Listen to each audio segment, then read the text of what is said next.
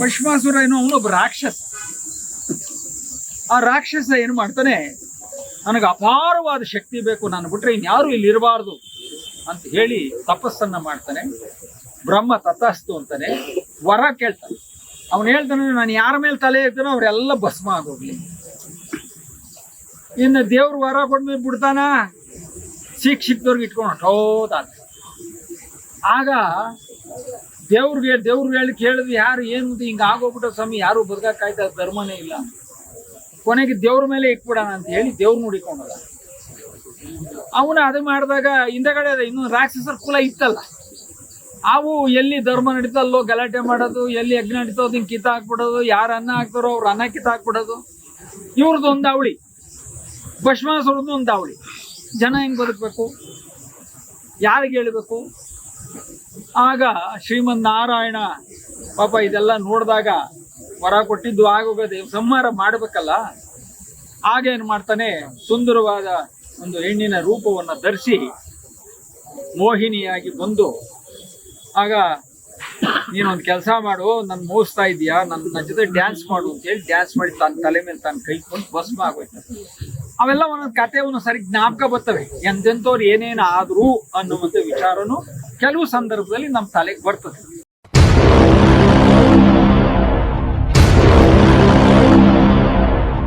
ಮೂರು ಮೂಲೆ, ಮೂರು ದಾರಿ ಕೂಡ ಜಾಗದಲ್ಲಿ ಇಕ್ತಾ ಇದ್ದೀರಿ. ಆ ಕೆಂಪೇಗೌಡ್ರಿ ನಿಮ್ದೇ ಒಂದು ಇಕ್ಕೊಂಬಿಟ್ರಿ ಅಲ್ಲಿ, ಒಂದಲ್ಲಿ ನಾನೇ ಸಪೋರ್ಟ್ ಮಾಡಿ ಚಪ್ಪಾಳೆ ಹೊಡಿತೀನಿ.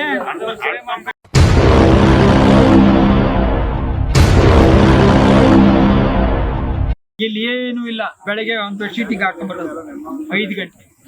ಏನೇನ್ ನಡೀತೋ, ನೀರ್ ಬರ್ತಲ್ಲ, ನೀರೇ ಇಲ್ಲ, ನೀರಿಲ್ಲ. ಅವ್ನು ಯಾವನ ಬಿಟ್ಟಿದ್ದಲ್ಲ ಎಲ್ಲ, ಅವನು ಎಲ್ಲ ಮಾಡ್ಬಿಡ್ತೀನಿ ಅಣ್ಣ, ಮಾಡ್ಬಿಡ.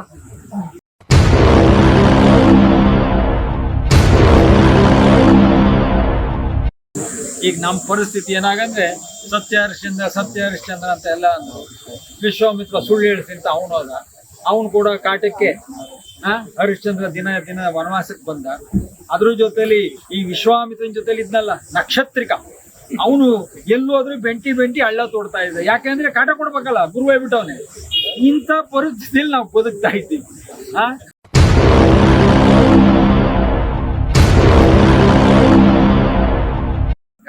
ಚೀಟಿ ಬರೀ ಬೆಂಗಳೂರಿಗೆ ಕರಿ, ಕೇಳಿದ್ರೆ ಇಲ್ಲಿ ಹಾಸ್ಪಿಟ್ಲ್ ಕಟ್ತೀನಿ, ಮರ ಕಡಿಯೋದೆಲ್ಲ ಏಕ ಕಡ್ದು ರುಚಿ ಸಿಕ್ಬಿಟ್ಟವೆ. ಮರದ್ದು ದುಡ್ಡು ತಿಂದು ಇವನ್ನು ಕಡ್ದು ತಿನ್ಬೇಕು. ಒಂದು ಎರಡನೇದು ಅಂದ್ರೆ ಹಳೆ ಕಟ್ಟಡ ಹೊಡಿಬೇಕು. ಹಳೆ ಕಟ್ಟಡ ಹೊಡೆದ್ರೆ ಕಲ್ಲು ಸಿಗ್ತವೆ, ಸಿಮೆಂಟ್ ಸಿಗ್ತದೆ. ಇದನ್ಕಿಂತ ಇನ್ನೊಂದು ಕಾಂಪೌಂಡ್ಗೆ ಹಾಕ್ಬೇಕು. ಅಲ್ಲಿ ಹಳೆ ಕಲ್ಲಿಗೆ ಹೊಸ ಬಿಲ್ ಆಗ್ಬೇಕು. ನೀವು ಮಾಡಿ ಅಭ್ಯಾಸ ಆಗದೆ. ಕೇಳಿದ್ರೆ ಭೂಮಿ ಒಳಗೆ ಕಲ್ಲು ಅಂತೀರಿ. ಅಧಿಕಾರಿಗಳು ಎಲ್ಲರನ್ನು ಬಿಟ್ಟು ನೀವೇ ಗಲಾಟೆ ಮಾಡಿಸ್ತೀರಿ. ಏನ್ ಮಾಡ್ಬೇಕು ಜನ?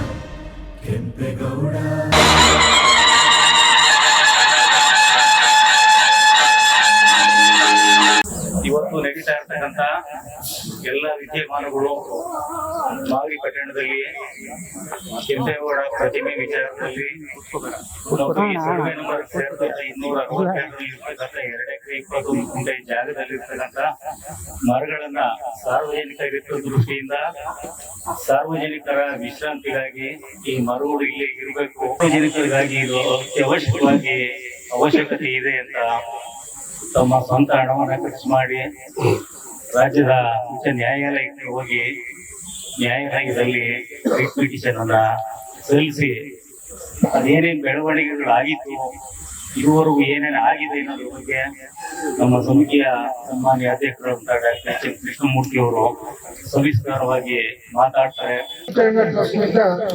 ಫೆಬ್ರವರಿ 14ನೇ ತಾರೀಕು ನಾವು ಈ ರಾಜ್ಯದ ಮುಖ್ಯ ಅರಣ್ಯ ಸಂರಕ್ಷಣಾಧಿಕಾರಿ ಶ್ರೀಮತಿ ಮೀನಾಕ್ಷಿ ಮೇಘಿ ಅವರಿಗೆ ಒಂದು ಪತ್ರ ಬರ್ತದೆ. ಇಲ್ಲಿ 51 ದೊಡ್ಡ ಮರಗಳಿವೆ ಹಾಗೂ ಒಂದು 23 ಸಣ್ಣ ಸಣ್ಣ ಸಸಿಗಳು ಮರಗಳಿವೆ. ನಮ್ಮ ದೇಶದ ಅರಣ್ಯ ಕಾನೂನಿನ ಪ್ರಕಾರ ಎಲ್ಲಿ 2.5 ಎಕರೆ ಭೂಮಿಯಲ್ಲಿ ಅದು ಖಾಸಗಿ ಆಗಿರ್ಬೋದು, ಸರ್ಕಾರಿ ಭೂಮಿ ಆಗಿರ್ಬೋದು, ಅಲ್ಲಿ 10% ಮರಗಳಿದ್ರು, ಮರಗಳು ನೆರಳಿದ್ರೆ ಆ ಪ್ರದೇಶನ ಅರಣ್ಯದ ಘಟಕ ಅಂತ ಘೋಷಿಸಬೇಕು. ಆ ರೀತಿ ನೀವು ಇದನ್ನ ಅರಣ್ಯದ ಘಟಕ ಅಂತ ಘೋಷಿಸಿದ್ದ ಅವ್ರಿಗೆ ಪತ್ರ ಬರುತ್ತೆ.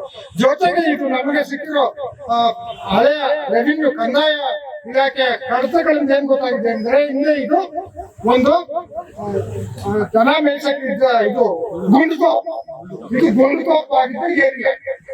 ಯಾವಾಗ 200-300 ವರ್ಷಗಳಿಂದ ತಿರುಮಲಿ ಅಷ್ಟೇ ಇದ್ದು ಮಾಡಿ ಒಂದು ಸಣ್ಣ ಹಳ್ಳಿ ಅಷ್ಟೇ. ಇದು ಒಂದು ಗುಂಡ್ಕೋಪ್ ಆಗಿದೆ. ಇಂಥ ಒಂದು ಅರಣ್ಯದ ಘಟಕನ ನೀವು ಉಳಿಸ್ಕೋಬೇಕು ಅಂತ ನಾವು ಅವ್ರಿಗೆ ಪತ್ರ ಬರ್ತೀವಿ. ಅವರು ನಮಗೆ ಉತ್ತರ ಕೊಟ್ಟವ್ರೆ. ಏನ್ ಉತ್ತರ ಕೊಟ್ಟಿದ್ದಾರೆ ಅಂದ್ರೆ, ಇದು ಕೋರ್ಟ್ ಅಲ್ಲಿ ಕೇಸ್ ನಡೀತಾ ಇದೆ.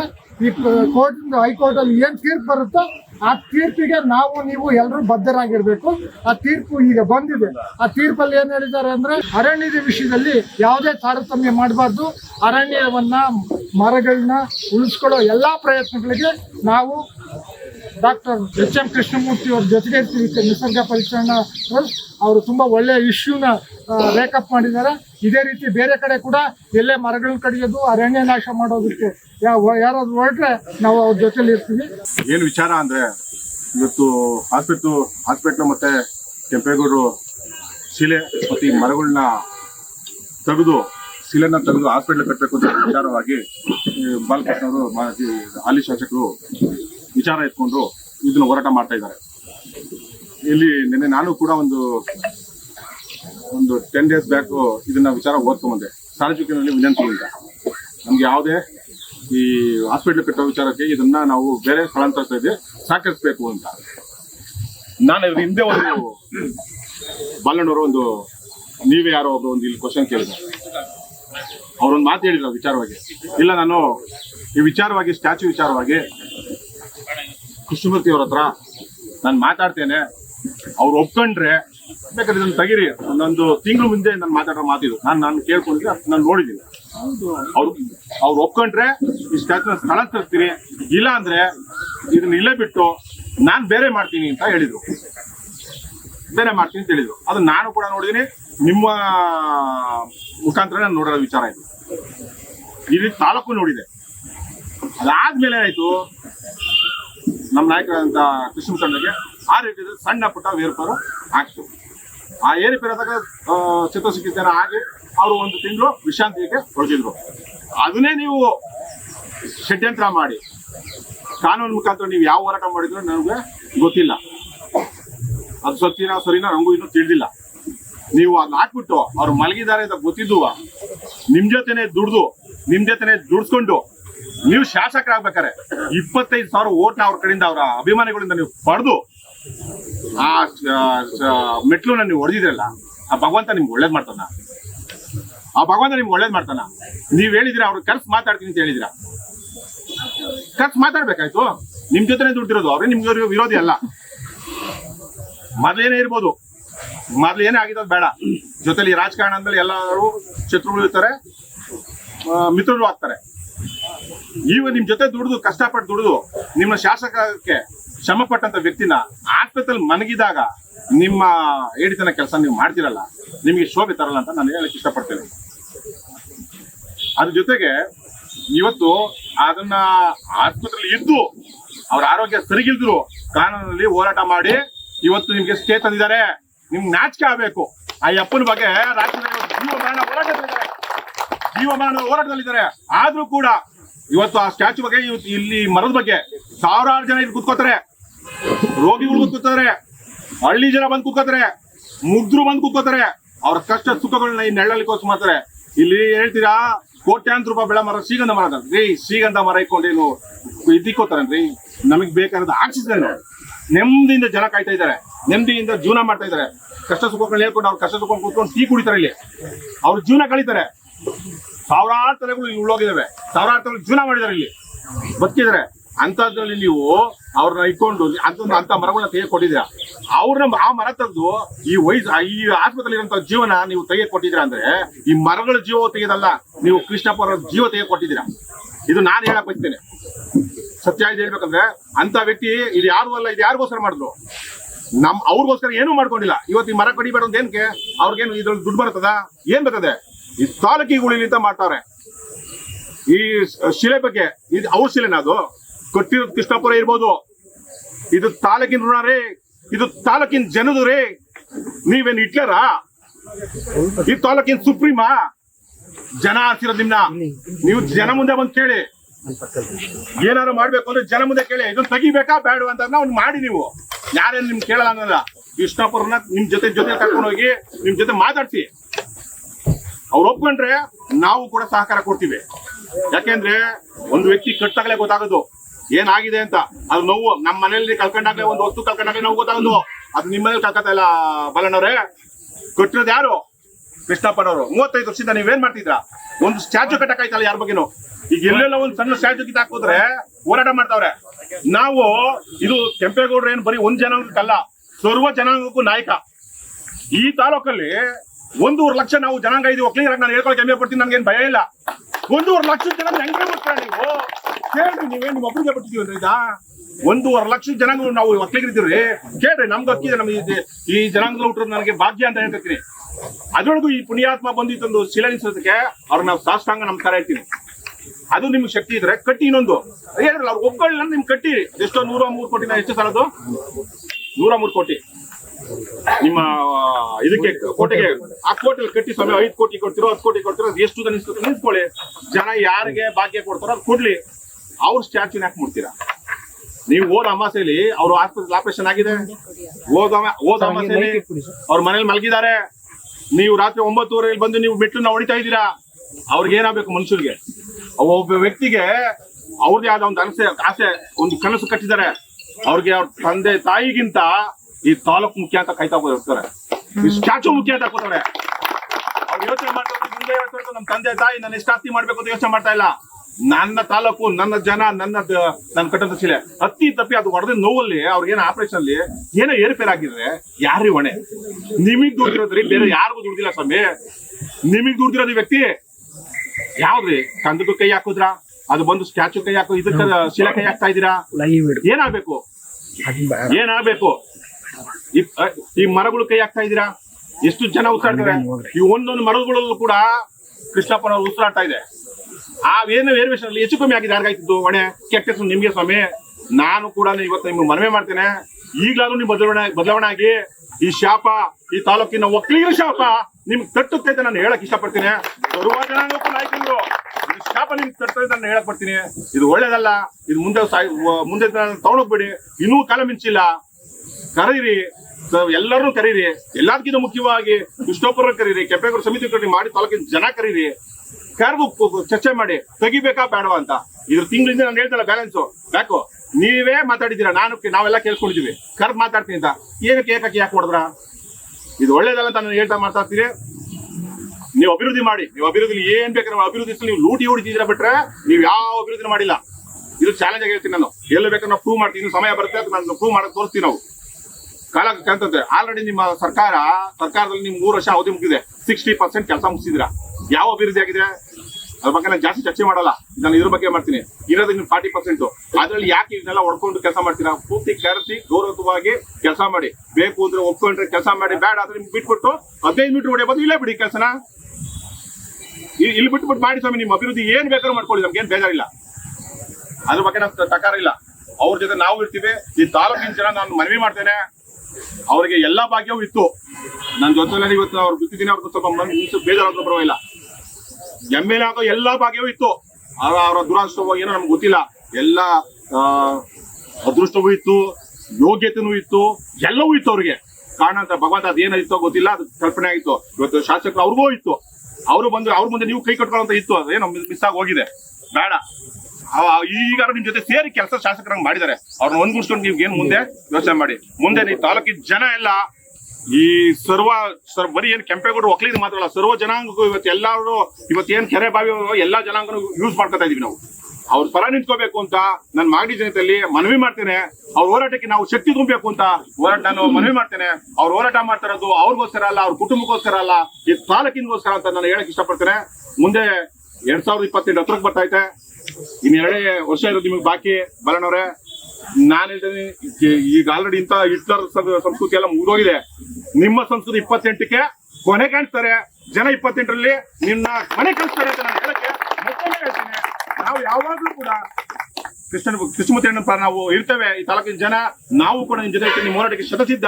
ಏನೇ ಆಗ್ಲಿ ಈ ಕೆಂಪೇಗೌಡ ಸ್ಟ್ಯಾಚು ಇಲ್ಲೇ ಇರಬೇಕು ಅಂತ ನಾವು ಕೂಡ ಮನವಿ ಮಾಡ್ತೇವೆ. ನಮ್ಮ ಪ್ರಪಂಚದಲ್ಲಿ ಯುದ್ಧ ನಡೀತಾ ಐತೆ. Iran, Israel, America. ಈಗ ಗ್ಯಾಸ್ ಅಭಾವ ಐತೆ, ಸೌದೆ ಬೇಡಿಕೆ ಐತೆ. ಆ ತರ ಏನ ಈ ಮಾಗಡಿ ತಾಲೂಕಲ್ಲಿ ಸೌದೆ ಬೇಡಿಕೆ ಏನಾದ್ರು ಬಂದು ಮರ ಕಡಿಯಕ್ಕೆ ಯಾರಾದ್ರೂ ಅನುಮತಿ ಕೊಟ್ಟವ್ರ?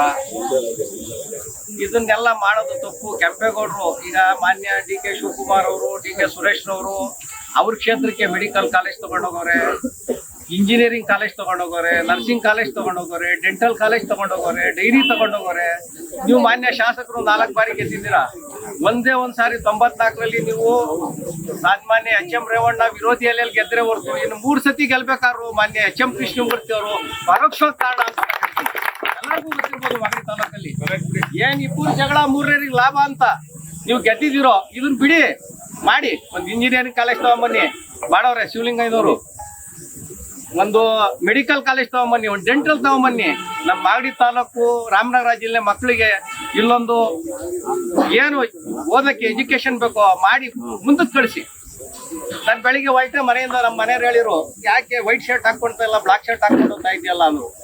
ಇದು ಕೆಂಪೇಗೌಡರಿಗೆ, ಇಡೀ ಪ್ರಪಂಚಕ್ಕೆ ದೇವರು ಕೆಂಪೇಗೌಡರು. ನಮ್ಮ ಮಾಗಡಿ ತಾಲೂಕು ಬೆಂಗಳೂರು ಏನ್ ಇವತ್ತು ಕಟ್ಟೋರೆ 1 ಕೋಟಿ ಮೇಲೆ ಏನ್ ಜನಸಂಖ್ಯೆ ಅವರು ಕೆಂಪೇಗೌಡರು ಕಟ್ಟಿರೋದು. ಅದು ದೇವ್ರವ್ರು, ದೇವ್ರನ್ನ ಮುಟ್ತೀರೇನ್ರಿ? ನಾನು ಹೇಳ್ದೆ ಮೊನ್ನೆ ಎಚ್.ಎಂ. ಕೃಷ್ಣಮೂರ್ತಿ ಕೈ ಮುಗ್ದು ಹೇಳ್ದೆ ಉತ್ಸಾಹದಲ್ಲಿ. ಚುನಾವಣೆ ಟೈಮಲ್ಲಿ ಹೇಳ್ದೆ, ತಪ್ಪೆಜ್ಜೆ ಇಡ್ತಾ ಇದ್ದೀರಾ ಬೇಡ ಸ್ವಾಮಿ ಅಂದೆ. ನಾನು ಅವ್ರಿಗೆ ಹೇಳೋಷ್ಟು ದೊಡ್ಡವನಲ್ಲ ಇವತ್ತು. ಈ ವೇದಿಕೆಯಲ್ಲಿ ಹೇಳ್ತೀನಿ, ನೀವು ತಪ್ಪೆಜ್ಜೆ ಇಡ್ತಾ ಇದ್ದೀರಾ, ಬೇಡ ಬೇಡ ಬೇಡ ಅಂದೆ. ಶಂಕರಪ್ಪನವರೆಲ್ಲ ಸಾಕ್ಷಿ ಅವ್ರೆ. ಏನೋ ಆಗೋಯ್ತು, ಮಾಡಿರ. ಏನ್ ಇದು ನೀನ್ ದೇವ್ರು? ಈಗ ಸ್ವಾಮೀಜಿಗಳೆಲ್ಲ ನಮ್ಮ ಕರ್ನಾಟಕದಲ್ಲಿ ಅವರೆಲ್ಲ ಸ್ವಲ್ಪ ಕಣ್ತೆರೆದು ನೋಡ್ಬೇಕಿಲ್ಲ ಮಾಗಡಿ ತಾಲೂಕ್ ಕಡೆ. ಸ್ವಾಮೀಜಿಗಳು, ಪರಮ ಪೂಜ್ಯ ಸ್ವಾಮೀಜಿಗಳು, ನಮ್ಮ ಚುಂಚನಗಿರಿ ಸ್ವಾಮೀಜಿಗಳು ಇಲ್ಲೇ ಹುಟ್ಟವ್ರೆ, ಸಿದ್ಧಗಂಗಾ ಶ್ರೀ ಪರಮ ಪೂಜ್ಯ ಸ್ವಾಮೀಜಿಗಳು ಹುಟ್ಟವ್ರೆ. ಇವರೆಲ್ಲ ಕೈ ಜೋಡಿಸ್ಬೇಕು ಇದಕ್ಕೆ. ಈ ಶಿಲೆನ ಮೆಟ್ಲು ಹೊಡೆದಾಕಿದ್ದೀರಲ್ಲ ನೀವು, ಮುಂದೆ ಉದ್ಧಾರ ಆಗ್ತೀರಾ? ದೇವ್ರನ್ನ ಮುಟ್ಟಿ ಉದ್ಧಾರ ಆಗ್ತೀರಾ? ಇಡೀ ಪ್ರಪಂಚದಲ್ಲಿ ಇವತ್ತು ಅಮೆರಿಕದಲ್ಲಿ ಹೋಗಿ ಮಾಡ್ತಾರೆ ಕೆಂಪೇಗೌಡರು ಹೆಸರಿನಲ್ಲಿ ಕೆಂಪೇಗೌಡರ ಆಚರಣೆ.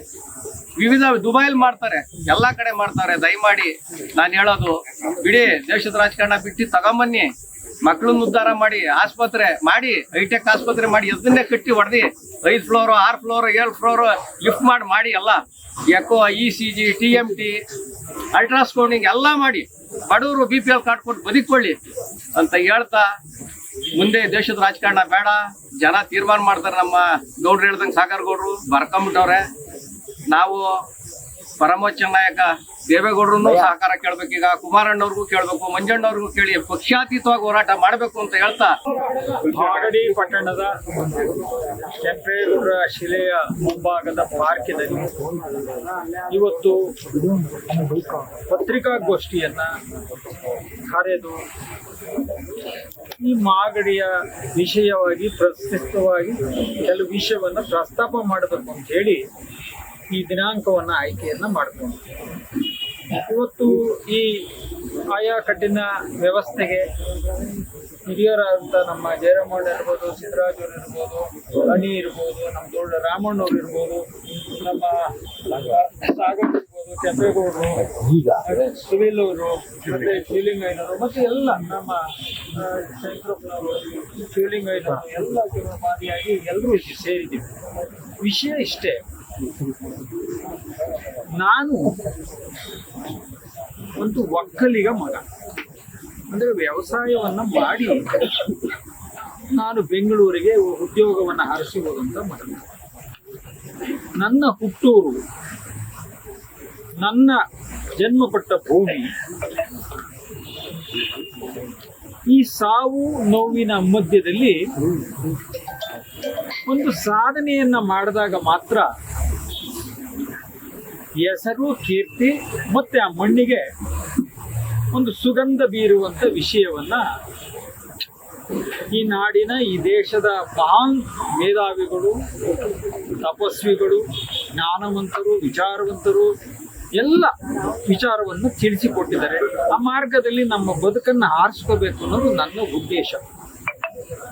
ಇವತ್ತು 1989ರಲ್ಲಿ ಕಾಲಭೈಶ್ವರ ಸ್ವಾಮಿ ದೇವಸ್ಥಾನ ನಿರ್ಮಾಣವನ್ನ ಮಾಡಿದೆ. 2001ರಲ್ಲಿ ಅದು ಉದ್ಘಾಟನೆ ಆಯಿತು. ಅವತ್ತೂ ಸಹ ನನ್ನ ಕಾಲಭೈಶ್ವರ ಸ್ವಾಮಿಯ ದೇವಸ್ಥಾನ ನಿರ್ಮಾಣದಲ್ಲೂ ಸಾಕಷ್ಟು ನೋವುಗಳನ್ನು ಕೊಟ್ಟರು, ಸಾಕಷ್ಟು ನನಗೆ ಆ ಬಾಧೆಗಳನ್ನು ಹೇಳಬಾರ್ದು ಕೊಟ್ಟರು. ಆದ್ರೆ ಮನುಷ್ಯನ ಕೈಲಿ ಬಾಧೆ ಕೊಟ್ಟು ಒಬ್ಬ ಮನುಷ್ಯನ ಹಾಳು ಮಾಡೋದಕ್ಕೆ ಸಾಧ್ಯ ಇಲ್ಲ. ಅದು ಭಗವಂತ ಕೊಡಬೇಕು. ಭಗವಂತ ನನ್ನ ಪರವಾಗಿದ್ದಾನೆ, ಧರ್ಮದ ಪರವಾಗಿದ್ದಾನೆ. ಅದಕ್ಕೋಸ್ಕರ ನಾನು ಇನ್ನೂ ಬದುಕಿದ್ದೀನಿ, ಆ ಧರ್ಮವನ್ನ ಸಾರ್ತಾ ಇದ್ದೀನಿ. ಅದಾದ ನಂತರ ಮಾಗಡಿಯ ಕೆಲವು ನಮ್ಮ ಮಾಲಿಂಗಯ್ಯನಿರ್ಬೋದು, ನಮ್ಮಣ್ಣಗೌಡರು ಇರ್ಬೋದು, ಬಸವರಾಜ್ ಇರ್ಬೋದು, ನಮ್ಮ ಜಯರಾಮ್ ಅವ್ರು ಇರ್ಬೋದು, ನಮ್ಮ ಸಿದ್ದರಾಜು ಎಲ್ಲರೂ ಸೇರಿ ಈ ಮಾಗಡಿ ಮಣ್ಣಿನಲ್ಲಿ ಒಂದು ಹೆಸರು ಅಂದ್ರೆ ಅದು ಮಾಗಡಿ ಕೆಂಪೇಗೌಡರ ಹೆಸರು. ಅನೇಕ ಜನ ಇಲ್ಲಿ ಮಾಡಬೇಕು ಅಂತ ಹೊರಟಿದ್ದಾರೆ, ಆದ್ರೆ ಕೆಂಪೇಗೌಡರು ಯಾಕೆ ಮಾಡಿಸ್ಕೊಂಡಿಲ್ಲ ಗೊತ್ತಿಲ್ಲ. ದಯಮಾಡಿ ಇಷ್ಟು ನೋವಲ್ಲೂ ನೀವು ಕೆಂಪೇಗೌಡರ ಇದು ಮಾಗಡಿ ಊರಲ್ಲಿ ದೇವಸ್ಥಾನ ಕಟ್ಟಿದ ಮೇಲೆ ನಿಮ್ಗೆ ಏನೋ ಒಂದು ಭಗವಂತ ಒಂದು ಶಕ್ತಿ ಕೊಟ್ಟು ಎಲ್ಲರನ್ನೂ ಎದುರಾಕೊಂಡು ಮಾಡ್ಕೊಂಡ್ ಬಂದಿದ್ರೆ ಒಂದು ಶಕ್ತಿ ಕೊಟ್ಟಿದ್ದಾನೆ. ಈ ಕೆಂಪೇಗೌಡರ ಒಂದು ಶಿಲೆಯನ್ನ ಮಾಡಿದ್ರೆ ಇದು ಊರ್ಜಿತ ಆಗ್ತದೆ, ಒಂದು ಹೆಸರು ಬರ್ತದೆ. ಈ ಮಣ್ಣಿಗೆ ಆ ಯಪ್ಪನ ಒಂದು ಕೀರ್ತಿ ನೀವೇ ಎಲ್ರಿಗೂ ಜಗತ್ತಿಗೆ ತೋರಿಸ್ಬೋದು ಅಂತ ಹೇಳಿ ಕೇಳಿದಂತ ಸಂದರ್ಭದಲ್ಲಿ 2003ರಲ್ಲಿ ಕೆಂಪೇಗೌಡರ ಪ್ರತಿಷ್ಠಾಪನೆಯನ್ನ ಮಾಡುವಾಗಲೂ ಸಹ ಸಾಕಷ್ಟು ವಿರೋಧ.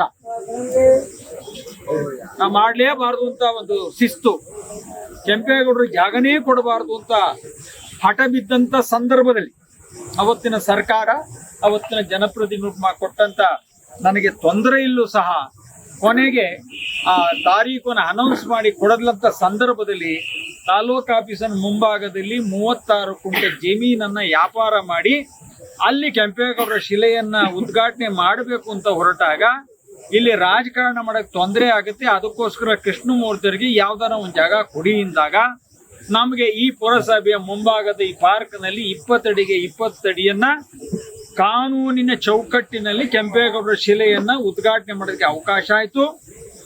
ಅವತ್ತು ನಾವು ಯಾವ ದ್ವೇಷ ಇಲ್ಲ.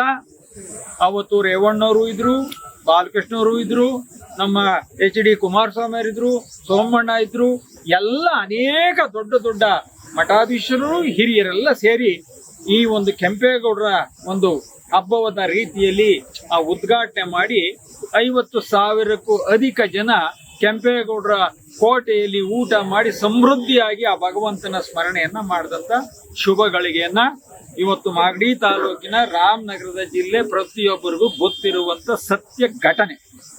ಅದು ಒಂದು ಭಾಗ.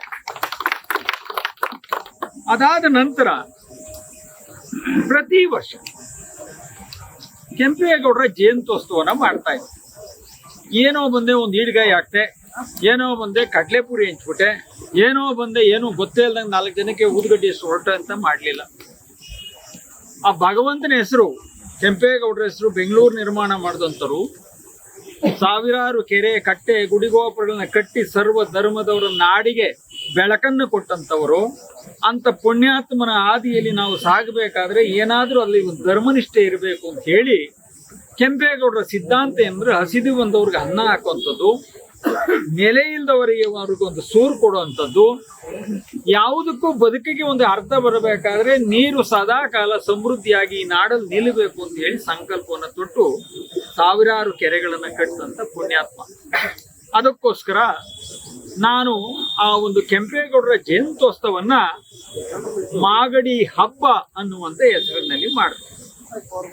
ಮನೆ ಹಬ್ಬ ಅಲ್ಲ, ಮಾಗಡಿ ಹಬ್ಬ, ನಾಡಿಗೆಲ್ಲ ಹಬ್ಬ, ಸರ್ವ ಧರ್ಮದವರಿಗೂ ಹಬ್ಬ, ಎಲ್ಲರೂ ನಿಮ್ಮ ಹಬ್ಬಕ್ಕೆ ಬನ್ನಿ ಅನ್ನುವಂಥ ಸಂದೇಶವನ್ನು ಕೊಟ್ಟು ಕನಿಷ್ಠ ಪಕ್ಷ 20,000ರಿಂದ 85,000 ಜನದವರೆಗೂ ಪ್ರತಿ ವರ್ಷ ಕೆಂಪೇಗೌಡರಿಗೆ ಮಾಲಾರ್ಪಣೆಯನ್ನು ಮಾಡಿ ಗುರುಗಳನ್ನ, ಹಿರಿಯರನ್ನ, ಚಿಂತಕರನ್ನ, ಹೋರಾಟಗಾರರನ್ನ ಕರೆಸಿ ಮಾಗಡಿ ಕೆಂಪೇಗೌಡರ ಕೋಟೆಯಲ್ಲಿ ಅನ್ನದಾಸೋಹವನ್ನು ಮಾಡುವ ಮುಖಾಂತರ ಈ ಒಂದು ಹಬ್ಬವನ್ನ ಯಾರ ಅಂಗು ಅಡಚಣೆ ಇಲ್ಲದೆ ಅದ್ದೂರಿಯಾಗಿ ನಡ್ಸ್ಕೊಂಡ್ ಬರ್ತಾ ಇದ್ದೀನಿ. ಇವತ್ತು ಸುಮಾರು 22 ವರ್ಷಗಳಿಂದ ಕೆಂಪೇಗೌಡರ ಜಯಂತ್ಯೋತ್ಸವಕ್ಕೆ ನಾನು ಹೇಳಿದ್ನಲ್ಲ, ಜನ ಒಂದೊಂದು ಸಾರಿಗೆ 60, 70 ಸಾವಿರ, 80 ಸಾವಿರ ಜನ ಇವತ್ತು ಕೋಟೆಗೆ ಸೇರಿ ಊಟ ಮಾಡಿ ಇದೊಂದು ಮಾಗಡಿ ಹಬ್ಬನಪ್ಪ, ಕೃಷ್ಣಪ್ಪನವ್ರು ಮಾಡಿದ್ರೆ ಹಸುವಿಲ್ಲ, ಅಲ್ಲಿ ಹೋದ್ರೆ ಸಂಜೆವರೆಗೂ ಊಟ ಮಾಡೋದು, ಮನರಂಜನೆ ನೋಡ್ಬೋದು, ಕಾರ್ಯಕ್ರಮ ನೋಡ್ಬೋದು, ಇದು ಮಾಗಡಿ ಹಬ್ಬನೇ ಹೊರತು ಕೃಷ್ಣಪ್ಪನವ್ರ ಹಬ್ಬ ಅಲ್ಲ ಅಂತ ಹೇಳಿ ಸಂತೋಷ ಪಡುವಂತ ಜನರ ಹರ್ಷದ ಜೊತೆಯಲ್ಲಿ ಮಾಡಿದಂತ ಹಬ್ಬವನ್ನ ಇವತ್ತು ಅವರ ಹೆಸರಿಗೆ ಕಳಂಕ ತರುವಂತ ರೀತಿಯಲ್ಲಿ ನೀವು ಕೊಟ್ಟಿದ್ದೀರಿ. ನಾನು ಕೆಲವು ಪ್ರಶ್ನೆಗಳನ್ನ ಕೇಳ್ತೀನಿ. ಇಲ್ಲಿವರೆಗೂ ಎಷ್ಟು ಹಣ ವ್ಯಯವನ್ನ ಮಾಡಿದ್ದೀನಿ?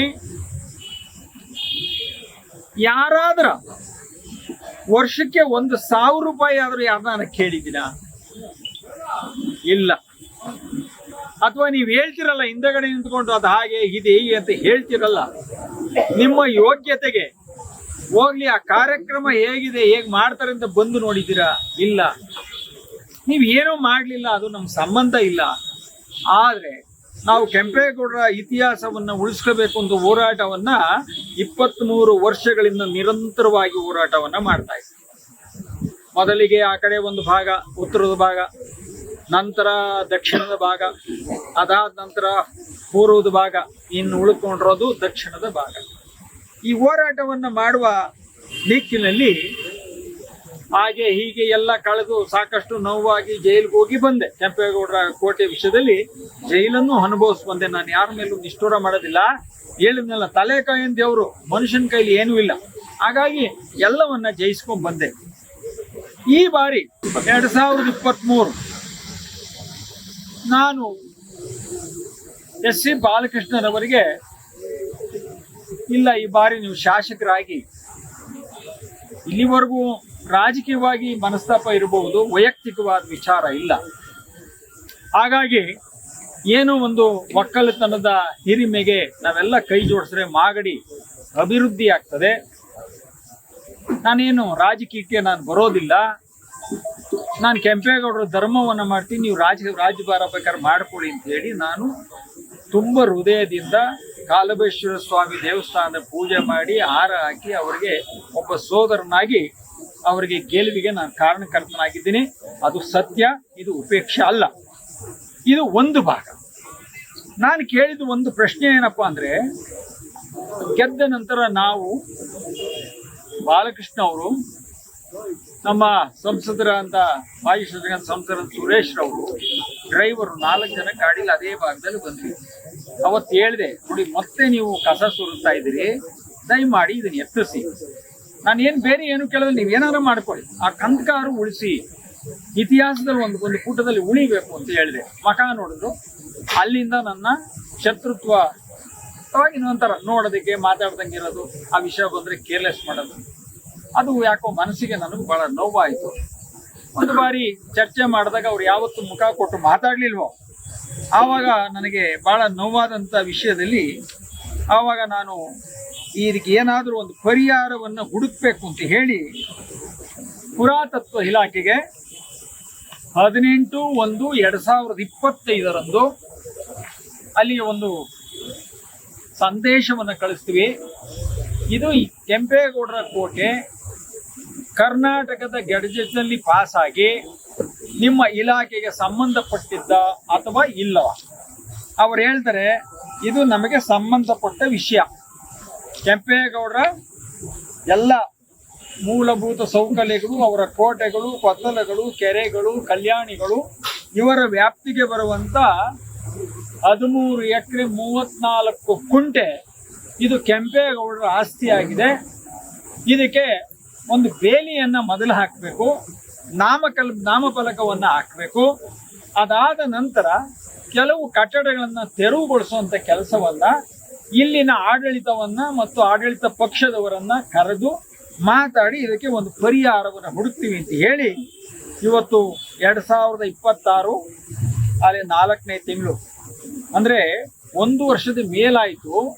ಇಲ್ಲಿವರೆಗೂ ಪುರಾತತ್ವ ಇಲಾಖೆಯವರನ್ನ ಅಳತೆ ಮಾಡಲಿಕ್ಕೆ 10 ಬಾರಿ ಬಂದರೂ ಸಹ, ಅಥವಾ DC ಅವರಿಗೆ, AC ಅವರಿಗೆ, ತಹಸೀಲ್ದಾರ್ ಅವರಿಗೆ, ಪುರಸಭೆಗೂ ನೋಟಿಸ್ ಮೇಲೆ ನೋಟಿಸ್ ಜಾರಿ ಮಾಡಿದ್ರು ಸಹ ಇಲ್ಲಿಯವರೆಗೂ ಅದನ್ನ ಅಳತೆ ಮಾಡೋದಕ್ಕೆ ಬಿಡ್ಲೇ ಇಲ್ಲ. ಯಾತಕ್ಕೆ ಬಿಡ್ಲಿಲ್ಲ ಅಂದ್ರೆ, ಕೆಂಪೇಗೌಡರ ಕೋಟೆಯಿಂದ ಸುತ್ತಳತೆ 200 ಮೀಟರ್ ಅಳತೆಯಲ್ಲಿ ಯಾವುದೇ ಕಾಮಗಾರಿಗಳು ಮಾಡಬಾರದು ಅಂತ ಹೇಳಿ ಅದು ಸರ್ಕಾರದ ಆದೇಶ ಇದೆ. ಆ ಆದೇಶವನ್ನ ಮೀರಿ ಇವರು ಕೆಲಸವನ್ನ ಮಾಡಿದಾಗ ನಾನು ಹೋಗಿ ಯಾರೋ ಒಬ್ಬನೇ ಹೋಗಿ ಹೋರಾಟವನ್ನ ಮಾಡಲಿಲ್ಲ, ಸಾರ್ವಜನಿಕರಾಗಿ ಹೋರಾಟವನ್ನ ಪ್ರಾರಂಭವನ್ನ ಮಾಡಿದೆ. ಇದರೊಳಗೆ 532 ಹಾಳೆಗಳಿದೆ, 6336 ಸಹಿಗಳನ್ನು ಸಂಗ್ರಹಿಸಿ ಇದು ಪುರಾತತ್ವ ಇಲಾಖೆಗೆ ಸರ್ಕಾರಕ್ಕೆ ತಲುಪಿಸಿ, ಸರ್ಕಾರದ ಈ ಒಂದು ಕಡತವನ್ನ ಕೆಂಪೇಗೌಡರ ಒಂದು ಹೈಕೋರ್ಟಿನಲ್ಲಿ ರಿಟ್ ಹಾಕುವಂತ ಸಂದರ್ಭದಲ್ಲೂ ಈ ಎಲ್ಲವನ್ನ ಅವರಿಗೆ ಸಂದೇಶವನ್ನ ಕೊಟ್ಟಿದ್ದೀವಿ. ಯಾಕಂದ್ರೆ ಅವ್ರು ಕೊಟ್ಟರು, ನೋಡ್ಲಿಲ್ಲ ಅಂತ ಬೇಡ. ನೋಡಿ, ಇದೆಲ್ಲ ನಿಮ್ಗೆ ಏನೇ ಬೇಕಾದ್ರೂ ನೀವು ಚೆಕ್ ಮಾಡ್ಕೋಬಹುದು. ಎಲ್ಲ ಸೈನು, ಅವ್ರ ಫೋನ್ ನಂಬರು, ಊರು ಪ್ರತಿಯೊಂದು ಇದೆ. ಲಾಸ್ಟ್ 6336 ಸಹಿಗಳನ್ನು ಸಂಗ್ರಹಿಸಿ ನ್ಯಾಯಾಲಯಕ್ಕೆ, ಪುರಾತತ್ವ ಇಲಾಖೆ ಮತ್ತು ಇದಕ್ಕೆ ಸಂಬಂಧಪಟ್ಟ ಇಲಾಖೆಗಳಿಗೆ ಕೊಟ್ಟಿದ್ದೀವಿ. ಇಲ್ಲಿಯವರೆಗೂ ಸರ್ವೆಯನ್ನ ಮಾಡಕ್ ಬಿಟ್ಟಿಲ್ಲ. ಇವತ್ತು ಕೋಟೆಯಿಂದ ಇವತ್ತು ಏನು ಆ ತರಕಾರಿ ಮಾರೋರು, ಸುಣ್ಣ ಮಾರೋರು, ನಿಂಬೆಹಣ್ಣು ಮಾರೋರು, ಸೊಪ್ಪು ಮಾರೋರು, ಗುಳ ಮಾರೋರು, ಒಂದು ತರಕಾರಿ ಯಾವುದೇ ಒಂದು ಸಂಬಂಧಪಟ್ಟ ಮಾರೋರು, ಒಂದು ಕೋಳಿ ಮಾರೋರು, ಕುರಿ ಮಾರೋರು, ಇವರೆಲ್ಲರಿಗೂ ಏನು ಮಾಡ್ಕೊಂಡು ಇಲ್ಲಿವರೆಗೂ 20 ರೂಪಾಯಿ ಅಂತ ಕಲೆಕ್ಷನ್ ಮಾಡಿ ಪುರಸಭೆಯವರು ತಗೊಂಡ್ರಲ್ಲ, ಲೆಕ್ಕ ಇಲ್ಲ, ಬುಕ್ ಇಲ್ಲ, ತಿಂದಿದ್ದು ಮಾಡಿದ್ದು ಅಂತ ಅಧಿಕಾರಿಗಳು ಮಾಡಿದ್ರಲ್ಲ. ಇಷ್ಟೆಲ್ಲ ಮಾಡಿದರೆ ಇವತ್ತು 23 ವರ್ಷ ಆಡಳಿತವನ್ನ ಶಾಸಕರಾದ ಶ್ರೀ ಬಾಲಕೃಷ್ಣವ್ರ ಆಡಳಿತವನ್ನ ಮಾಡಿದರೆ, ನೀವು ಆ ಸೂರಿಲ್ದವ್ರಿಗೆ ಯಾವತ್ತ ನಾವು ಒಂದು ಸೂರು ಕೊಟ್ಟಿದ್ದೀರೇನ್ರಿ?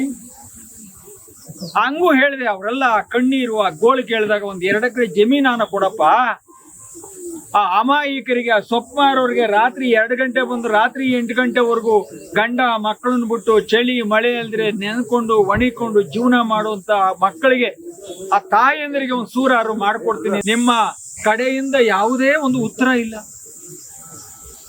ಆಡಳಿತ ಮಾಡದೆ ಮಾತ್ರ ಜಬರ್ದಸ್ತ್. ಎಲ್ಲ ನಂದೇ ಸರ್ಕಾರ, ನಂದೇ ಆಡಳಿತ, ನಾನು ಹೇಳಿದ್ದೇ ನಡಿಬೇಕು, ಸರ್ವಾಧಿಕಾರ ನಂದಿರಬೇಕು, ನೀನು ಮಾಡ್ಕೊ. ಈ ಜನಕ್ಕೆ ಏನಾದರೂ ನಿಮ್ಮಿಂದ ಒಳ್ಳೆಯದಾಗಿದೆಯಾ? ಇವತ್ತು ಅವರ ಶಾಪ ಇದೆಯಲ್ಲ. ಅವ್ರು ಯಾರೋ ಮನೆಯಲ್ಲಿ ಓದೆ, ಆ ಸುಣ್ಣ ಮಾಡೋರು 50 ರೂಪಾಯಿ ಸುಣ್ಣ ಮಾರ್ತಾರೆ. ಅದಿರೋದೇ 50 ರೂಪಾಯಿ ಸುಣ್ಣ. ಅಮ್ಮ ನೀನು ಎಷ್ಟು ಕೊಡ್ತೀಮ್ಮ? ನಾನು 20 ರೂಪಾಯಿ ಕೊಡ್ತೀನಿ. ಮಾರಿದ್ರೆ 20 ರೂಪಾಯಿ ಕೊಟ್ಟರು ಪರವಾಗಿಲ್ಲ, ಮಾರ್ಲಿಲ್ಲ ಅಂದ್ರೆ ಆಯಮ್ಮ 20 ರೂಪಾಯಿ ಕೊಡ್ಬೇಕಲ್ಲ. ಇಂಥ ಪಾಪದ ದುಡ್ಡ ಈ ಕೆಂಪೇಗೌಡರ ಹೆಸರಲ್ಲಿ, ಕೆಂಪೇಗೌಡರ ಮಣ್ಣಲ್ಲಿ, ಕೆಂಪೇಗೌಡರ ಜಾಗದಲ್ಲಿ ನೀವು ತಿಂತೀರಲ್ಲ, ನಿಮ್ಗೆ ಯಾರಿಗೂ ನಾಚಿಕೆ ಆಗ್ಲಿಲ್ವಾ? ಅವಾಗ ನನಗೂ ಒಂದು ಕತೆ ಜ್ಞಾಪಕ ಬಂತು, ಭಸ್ಮಾಸುರನ ಕತೆ. ಭಸ್ಮಾಸುರ ಏನೋ ಅವನೊಬ್ಬ ರಾಕ್ಷಸ. ಆ ರಾಕ್ಷಸ ಏನು ಮಾಡ್ತಾನೆ, ನನಗೆ ಅಪಾರವಾದ ಶಕ್ತಿ ಬೇಕು, ನಾನು ಬಿಟ್ರೆ ಇನ್ಯಾರು ಇಲ್ಲಿ ಇರಬಾರ್ದು ಅಂತ ಹೇಳಿ ತಪಸ್ಸನ್ನ ಮಾಡ್ತಾನೆ. ಬ್ರಹ್ಮ ತಥಾಸ್ತು ಅಂತಾನೆ, ವರ ಕೇಳ್ತಾನೆ. ಅವನು ಹೇಳ್ತಾನೆ, ನಾನು ಯಾರ ಮೇಲೆ ತಲೆ ಇರ್ತಾನೋ ಅವರೆಲ್ಲ ಭಸ್ಮ ಆಗೋಗ್ಲಿ. ಇನ್ನು ದೇವ್ರ ವರ ಕೊಡ್ಮೇಲೆ ಬಿಡ್ತಾನ, ಸಿಕ್ದವ್ರಿಗೆ ಇಟ್ಕೊಂಡು ಹೌದಾದ. ಆಗ ದೇವ್ರಿಗೆ ಹೇಳಿ ಕೇಳಿದ್ವಿ, ಯಾರು ಏನು ಹಿಂಗ ಆಗೋಗ್ಬಿಟ್ಟ ಸ್ವಾಮಿ, ಯಾರು ಬದುಕಾಯ್ತಾ ಧರ್ಮನೇ ಇಲ್ಲ, ಕೊನೆಗೆ ದೇವ್ರ ಮೇಲೆ ಇಟ್ಬಿಡೋಣ ಅಂತ ಹೇಳಿ ದೇವ್ರು ನೋಡಿಕೊಂಡದ. ಅವನು ಅದು ಮಾಡಿದಾಗ ಹಿಂದಗಡೆ ಇನ್ನೊಂದು ರಾಕ್ಷಸರ ಕುಲ ಇತ್ತಲ್ಲ, ಅವು ಎಲ್ಲಿ ಧರ್ಮ ನಡೀತಲ್ಲೋ ಗಲಾಟೆ ಮಾಡೋದು, ಎಲ್ಲಿ ಯಜ್ಞ ನಡೀತೋ ಅದನ್ನ ಕಿತ್ತ ಹಾಕ್ಬಿಡೋದು, ಯಾರು ಅನ್ನ ಹಾಕ್ತಾರೋ ಅವ್ರು ಅನ್ನ ಕಿತ್ತ ಹಾಕ್ಬಿಡೋದು. ಇವ್ರದ್ದು ಒಂದು ಅವಳಿ, ಭಸ್ಮಾಸುರದ್ದು ಒಂದು ಅವಳಿ. ಜನ ಹೆಂಗ್ ಬದುಕಬೇಕು, ಯಾರಿಗೆ ಹೇಳ್ಬೇಕು? ಆಗ ಶ್ರೀಮನ್ ನಾರಾಯಣ ಪಾಪ ಇದೆಲ್ಲ ನೋಡಿದಾಗ ವರ ಕೊಟ್ಟಿದ್ದು ಆಗೋಗದೆ ಸಂಹಾರ ಮಾಡಬೇಕಲ್ಲ. ಆಗ ಏನು ಮಾಡ್ತಾನೆ, ಸುಂದರವಾದ ಒಂದು ಹೆಣ್ಣಿನ ರೂಪವನ್ನು ಧರಿಸಿ ಮೋಹಿನಿಯಾಗಿ ಬಂದು, ಆಗ ನೀನೊಂದು ಕೆಲಸ ಮಾಡು, ನನ್ನ ಮೋಸ್ತಾ ಇದೀಯಾ, ನನ್ನ ಜೊತೆ ಡ್ಯಾನ್ಸ್ ಮಾಡು ಅಂತ ಹೇಳಿ ಡ್ಯಾನ್ಸ್ ಮಾಡಿ ತನ್ನ ತಲೆ ಮೇಲೆ ತಾನು ಕೈಕೊಂಡು ಭಸ್ಮ ಆಗೋಯ್ತು. ಅವೆಲ್ಲ ಒಂದೊಂದು ಕತೆ ಒಂದೊಂದು ಸರಿ ಜ್ಞಾಪಕ ಬರ್ತವೆ, ಎಂತೆಂಥವ್ರು ಏನೇನು ಆದ್ರು ಅನ್ನುವಂಥ ವಿಚಾರನು ಕೆಲವು ಸಂದರ್ಭದಲ್ಲಿ ನಮ್ಮ ತಲೆಗೆ ಬರ್ತದೆ. ಇನ್ನ ನಾವು ಮಾನವ ರಕ್ಷಣೆ ಮಾಡಲಿಲ್ಲ ಅಂದ್ರೆ ನಿಮ್ಮ ಅನ್ನುವಂಥ ಪ್ರಶ್ನೆ ಮೂಡ್ತದೆ. ಅವರೇನು ಮಾಡ್ತಾರೆ, ಎಲ್ರಿಗೂ ನೋಟಿಸ್ ಜಾರಿ ಮಾಡ್ತಾರೆ. ಆ ನೋಟಿಸ್ ಜಾರಿ ಮಾಡಿದಾಗ ಹಿಂದಿನ ಬಾರಿ ಬಂದಿಲ್ಲ, ಮುಂದೆ ಅದಕ್ಕೆ ಒಂದು ತಾರೀಕಿದೆ 4/3/2026 ಅದಕ್ಕೆ ಒಂದು ಸಮಯವನ್ನು ಕೊಟ್ಟಿದ್ದಾರೆ. ಅದು ಒಂದು ಡೇಟ್, ಅದು ನಡ್ಕೊಂಡು ಹೋಗ್ತಾ ಇದೆ ಒಂದು ಹಂತ. ನೀವು ಅಲ್ಲಿಂದ 200 ಅಡಿ 300 ಅಡಿ 400 ಅಡಿ ಎಲ್ಲ ಕೆಲಸಗಳನ್ನ ಮಾಡಿಸ್ತಾ ಇದ್ದೀರಲ್ಲ, ಇವತ್ತು ಜನನಾಯಕರಿಗೆ ಪರಿಜ್ಞಾನ ಇಲ್ವಾ? ಇದು ಒಂದು ಪ್ರಶ್ನೆ. ಇಲ್ಲಿನ ಅಧಿಕಾರಿಗಳು ಇದ್ರಲ್ಲ, ಎಲ್ಲಕ್ಕೂ ಜೈ ಜೈ ಜೈ ಅಂದ್ಕೊಂಡು ನಿಮ್ಮಗಳಿಗೆ ಇವೆಲ್ಲ ಅನಾಹುತಗಳನ್ನ ಮಾಡಿಸಿ ಜನರಿಗೆ ತಪ್ಪು ದಾರಿಗೆ ತರುವಂತ ಸಂದೇಶವನ್ನು ಕೊಡೋದಕ್ಕೆ ನೀವು ಮುಂದಾಗಿದ್ದೀರಲ್ಲ, ನಿಮಗೆ ಏನಾದರೂ ಈ ಮಣ್ಣಿನ ಬಗ್ಗೆ, ನಿಮ್ಮ ಉದ್ಯೋಗದ ಬಗ್ಗೆ, ನಿಮ್ಮ ಘನತೆ ಬಗ್ಗೆ ನಿಮಗೆ ಗೊತ್ತಿದೆಯಾ ಅನ್ನೋ ಒಂದು ಪ್ರಶ್ನೆನೂ ನಾನು ಕೇಳಬೇಕಾಗ್ತದೆ. ಯಾತಕ್ಕೆ ಈ ಪ್ರಶ್ನೆಯನ್ನ ಕೇಳ್ತೀನಿ ಅಂದ್ರೆ, ಇದಾದ ನಂತರ ಕೆಂಪೇಗೌಡರ ಪ್ರತಿಮೆಯನ್ನ ಅದನ್ನ ತೆಗಿಬೇಕು ಅಂತ ಹೇಳಿ ನಾನು ಆರೋಗ್ಯ ಇದ್ದಂಥ ಕಾಲದಲ್ಲಿ ನಮ್ಮ ಲಾಯರ್ನೇ ಬುಕ್ ಮಾಡಿಕೊಂಡು, ನಮ್ಮ ಲಾಯರೇ ತೆಗಿಬೋದು ಅಂತ ಆರ್ಡರ್ಸ್ ಅವರೇ ಪುಷ್ ಮಾಡಿ ಒಂದು ಆರ್ಡರ್ಸ್ ಮಾಡಿಸಿದ್ರು. ಏನಂತ, ಕೆಂಪೇಗೌಡರ ಒಂದು 500 ಅಡಿ ಅಂತರದಲ್ಲಿ ನೀವು ತೆಗಿಬೋದು, ಗೌರವಯುತವಾಗಿ ತೆಗಿಬೇಕು, ಆತನಿಗೆ ಒಂದು ದೊಡ್ಡ ಬೆಲೆ ಇದೆ, ಅದಕ್ಕೋಸ್ಕರ ಇದಕ್ಕೆ ಸಂಬಂಧಪಟ್ಟ ಅಭಿವೃದ್ಧಿ ಸಮಿತಿಯವ್ರನ್ನ ಕರೆದು ಒಂದು ಚರ್ಚೆಯನ್ನ ಮಾಡಬೇಕು ಅಂತ ಹೇಳಿ ಅವರೆಲ್ಲ ತೀರ್ಮಾನ, ನ್ಯಾಯಾಲಯ ಅವತ್ತು ನಮ್ಮ ನ್ಯಾಯವಾದಿಗಳೇ ಚರ್ಚೆ ಮಾಡಿದಾಗ ಅದನ್ನ ತೀರ್ಪನ್ನು ಕೊಟ್ಟಿದ್ದಾರೆ. ಅದು ನ್ಯಾಯಾಲಯದ ತಪ್ಪು ಅಂತ ನಾವು ಹೇಳ್ತಾ ಇಲ್ಲ, ನಮ್ಮ ನ್ಯಾಯವಾದಿಗಳ ತಪ್ಪು ಅದು ಆಗಿದೆ. ಅದಕ್ಕೋಸ್ಕರ ಇದೆಲ್ಲ ಆದಾಗ ಇದೇ ವರ್ಷ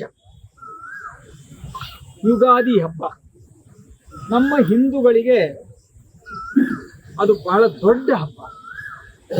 ಭಗವಂತನ ಸ್ಮರಣೆ ಮಾಡಿ ಮಾವು ಚಿಗುರುವಂತ ಸಂದರ್ಭದಲ್ಲಿ, ವಸಂತ ಕಾಲದಲ್ಲಿ ಬೇವು ಬೆಲ್ಲವನ್ನು ತಿಂದು ಒಳ್ಳೆಯನ್ನ ಮಾತಾಡು, ಈ ಮಣ್ಣಿಗೆ ಶಾಂತಿ ನೆಮ್ಮದಿ ಇರಲಿ, ಭಗವಂತನ ಅನುಗ್ರಹ ಇರಲಿ, ಮಳೆ ಬೆಳೆ ಆಗಲಿ ಅಂತ ಹೇಳಿ ಮಾಡುವಂತ ಹಬ್ಬ. ಇಂಥ ಮಹಾತ್ಮನ ಕೆಂಪೇಗೌಡರ ಪುತ್ಥಳಿಯನ್ನ ಅಮಾಸೆ ದಿವಸ ರಾತ್ರಿ 9:20 ಮಳೆ ಗಾಳಿ ಬಂದಂತ ಸಂದರ್ಭದಲ್ಲಿ ನೀವು ಕತ್ತಲೆಯಲ್ಲಿ ಆ ಮೆಟ್ಲನ್ನ ಹೊಡೆದ್ರಲ್ಲ, ನೀವೆಲ್ಲ ಗಂಡಸ್ರ ಇಲ್ಲ ಮಾನ ಮರ್ಯಾದೆ ಇಲ್ದವ್ರ? ನಿಮಗೆ ಯಾರು ಏನಂತಾರೆ ಅನ್ನೋ ಒಂದು ನಾಚಿಕೆನೂ ನಿಮ್ಗಿಲ್ವಾ? ನಾಳೆ ಯಾರಾದ್ರೂ ಕೇಳಿದಾಗ ಏನು ಉತ್ತರವನ್ನು ಕೊಡಬೇಕು ಅಂತ ನಿಮಗೆ ಪರಿಜ್ಞಾನನೂ ಇಲ್ವಾ? ನೀವು ಯಾರ್ರೀ? ಯಾರು ನೀವು? ಈ ಮಣ್ಣಿನ ಬಗ್ಗೆ, ಕೆಂಪೇಗೌಡರ ಬಗ್ಗೆ, ಈ ಒಂದು ಘನತೆ ಬಗ್ಗೆ ನಿಮಗೆ ಏನೂ ಗೊತ್ತಿಲ್ಲ ಅಂದಮೇಲೆ ನೀವು ಮನುಷ್ಯರ ಅಂತ ಒಂದು ಪ್ರಶ್ನೆ ನನ್ನಲ್ಲಿ ಮೂಡ್ತದೆ. ಇದಿರ್ಲಿ, ಅದು ಕೆಂಪೇಗೌಡರ ಶಕ್ತಿ ಇದ್ರೆ ಅವ್ರು ಅಲ್ಲಿರ್ತಾರೆ. ಕೆಂಪೇಗೌಡರ ಶಕ್ತಿ ಇಲ್ಲ, ಧರ್ಮ ಇಲ್ಲ, ಈ ಧರ್ಮಕ್ಕೆ ಏನು ಮಾಡಕ್ ಸಾಧ್ಯ ಇಲ್ಲ ಅಂದಾಗ ಭಗವಂತ ಅಲ್ಲಿಂದ ಹೋಗ್ತಾನೋ ಇರ್ತಾನೋ, ಅದು ಮುಂದಿನ ದಿನಗಳಲ್ಲಿ ಮಾಧ್ಯಮ ಚಾಲೆಂಜ್ ಮಾಡಿ ಹೇಳ್ತೀನಿ, ಅದು ತೆಗೆದ್ರು ಮುಂದೊಂದು ದಿನ ಇದೇ ಜಾಗದಲ್ಲಿ ಕೆಂಪೇಗೌಡರ ನಿಲ್ಲಿಸಿ ಇಡೀ ಪ್ರಪಂಚಕ್ಕೆ ಸಾರ್ತಿ. ಅದು ನನ್ನ ಕೆಲಸ. ನನ್ನ ದಾಟಿ ಹೋಗಿ ತೆಗೆದ್ರು ಕೆಂಪೇಗೌಡರನ್ನ ಇದೇ ಜಾಗದಲ್ಲಿ ಇಲ್ಲೇ ಶಿಲೆಯನ್ನ ಉದ್ಘಾಟನೆ ಮಾಡಿ ಪ್ರಪಂಚಕ್ಕೆ ತೋರಿಸ್ಕೊಡ್ತೀನಿ. ಜನರಲ್ಲಿ ಕೃಷ್ಣಪ್ಪವ್ರು ಏನು ವಾಗ್ದಾನ ಕೊಟ್ಟಿದ್ರು, ಉಳಿಸ್ಕೊಂಡಿಲ್ವಾ ಅಂತ, ಅದು ಭಗವಂತ ಆಡಿಸಿರೋದು, ಅದು ನೆರವೇರಿಸ್ತೀನಿ. ಅದು ಒಂದು ಭಾಗ. ಇಷ್ಟೆಲ್ಲ ನಾವು ಮಾಡಿದೀವಲ್ಲ, ನನಗೆ ಒಂದು ಪ್ರಶ್ನೆ, ನಾನು ಅಧರ್ಮಿ ಅಲ್ಲ, ಈ ಮಣ್ಣಲ್ಲಿ ಹುಟ್ಟಿದ್ದೀನಿ. ಯಾವಾಗಲೂ ಧರ್ಮದ ಪರವಾಗಿ ಧರ್ಮಕ್ಕೋಸ್ಕರನೇ ಹೋರಾಟವನ್ನ ನನ್ನ 67 ವರ್ಷಗಳು ನಿರಂತರವಾಗಿ ಹೋರಾಟವನ್ನ ಮಾಡ್ಕೊಂಡು ಬಂದಿದ್ದೀನಿ. ನನ್ನ ಬಗ್ಗೆ ಊಹಾಪೋಹಗಳಿರ್ಬೋದು, ಇಲ್ಲಿವರೆಗೂ ಇದಿಲ್ಲ ಇದಿದೆ, ಅಥವಾ ಇದನ್ನು ಮಾಡಿಬಿಟ್ಟು ಇವತ್ತು ಮಾಗಡಿ ಕೋಟೆಯಲ್ಲಿ 16 ಲಕ್ಷ ಜನಕ್ಕೆ ಅನ್ನ ಹಾಕಿದ ಕೈ ಇದು. ಒಬ್ಬರಿಗೆ ಇಬ್ಬರಿಗೆಲ್ಲ 16 ಲಕ್ಷ ಜನಕ್ಕೆ ಅನ್ನ ಹಾಕಿದ ಕೈ ಇದು. ಭಿಕ್ಷೆ ಮಾಡಿದ ಕೈ ಅಲ್ಲ, ಇದು ಕೊಟ್ಟ ಕೈ. ಇದು ಯಾವತ್ತೂ ಹಿಂಗೆ ಇರ್ತದೆ. ನೀವು ಕರ್ಮಿಷ್ಠರು ಬೇಡ್ ತಿನ್ನೋರು ನೀವು ಬೇಡ್ ತಿನ್ನಿ, ನಾನು ಧರ್ಮಿಷ್ಠ, ನಾನು ಹಾಕಿ ನಾನು ಸುರಕ್ಷಿತವಾಗಿ ಎಲ್ಲ ನನ್ನ ಮಿತ್ರರು ಹಿರಿಯರ ಮಾರ್ಗದರ್ಶನ ನಾನು ಚೆನ್ನಾಗೇ ಇರ್ತೀನಿ. ಈ ಧರ್ಮ ಮುಂದುವರಿತದೆ. ಇದು ನೀವೊಂದು ಲೆಕ್ಕ ಹಾಕಿ 16 ಲಕ್ಷ ಜನಕ್ಕೆ ಅನ್ನ ಹಾಕ್ಬಿಟ್ಟು ನಿಂತಿದ್ದೀನಿ ಅಂದ್ರೆ ನನ್ನಲ್ಲಿ ನನ್ನ ಧರ್ಮ ನನಗೆ ಶಕ್ತಿ ಮೀರಿ ಭಗವಂತ ಕೊಟ್ಟ ಒಂದು ಹತ್ತು ಇದೆ. ಮುಂದೇನು ಆ ಒಬ್ಬವನ್ನ ನಿರಂತರವಾಗಿ ಮಾಡ್ತೀನಿ. ಕೆಂಪೇಗೌಡರ ಸಲಿಗೆ ಒಂದು 4,500 ಆಪರೇಷನ್ ಮಾಡಿದ್ದೀನಿ. ಎಷ್ಟೋ ಲಕ್ಷ ಕೆಜಿ ಅಕ್ಕಿ ಹಾಕಿದ್ದೀನಿ. ಹೇಳ್ತಾ ಹೋದ್ರೆ ಒಂದು ದೊಡ್ಡ ಲಿಸ್ಟ್. ಕೆಂಪೇಗೌಡರ ಹೆಸರು ಇಷ್ಟೆಲ್ಲ ಮಾಡಿದ್ರು. ಯಾರಾದ್ರೂ ಕೃಷ್ಣಪ್ಪನವ್ರು ತಪ್ಪು ಮಾಡಿದ್ದಾರೆ, ₹1 ಕೇಳಿದ್ದಾರೆ, ಅಥವಾ ಏನೋ ಒಬ್ರಿಗೆ ಕೊಡಕ್ಕೆ ಹಣ ಕೊಟ್ಟಿಲ್ಲ ಅಂತ ಯಾರಾದ್ರೂ ಒಬ್ರು ಹೇಳಿದ್ದಾರೆ ಏನ್ರಿ?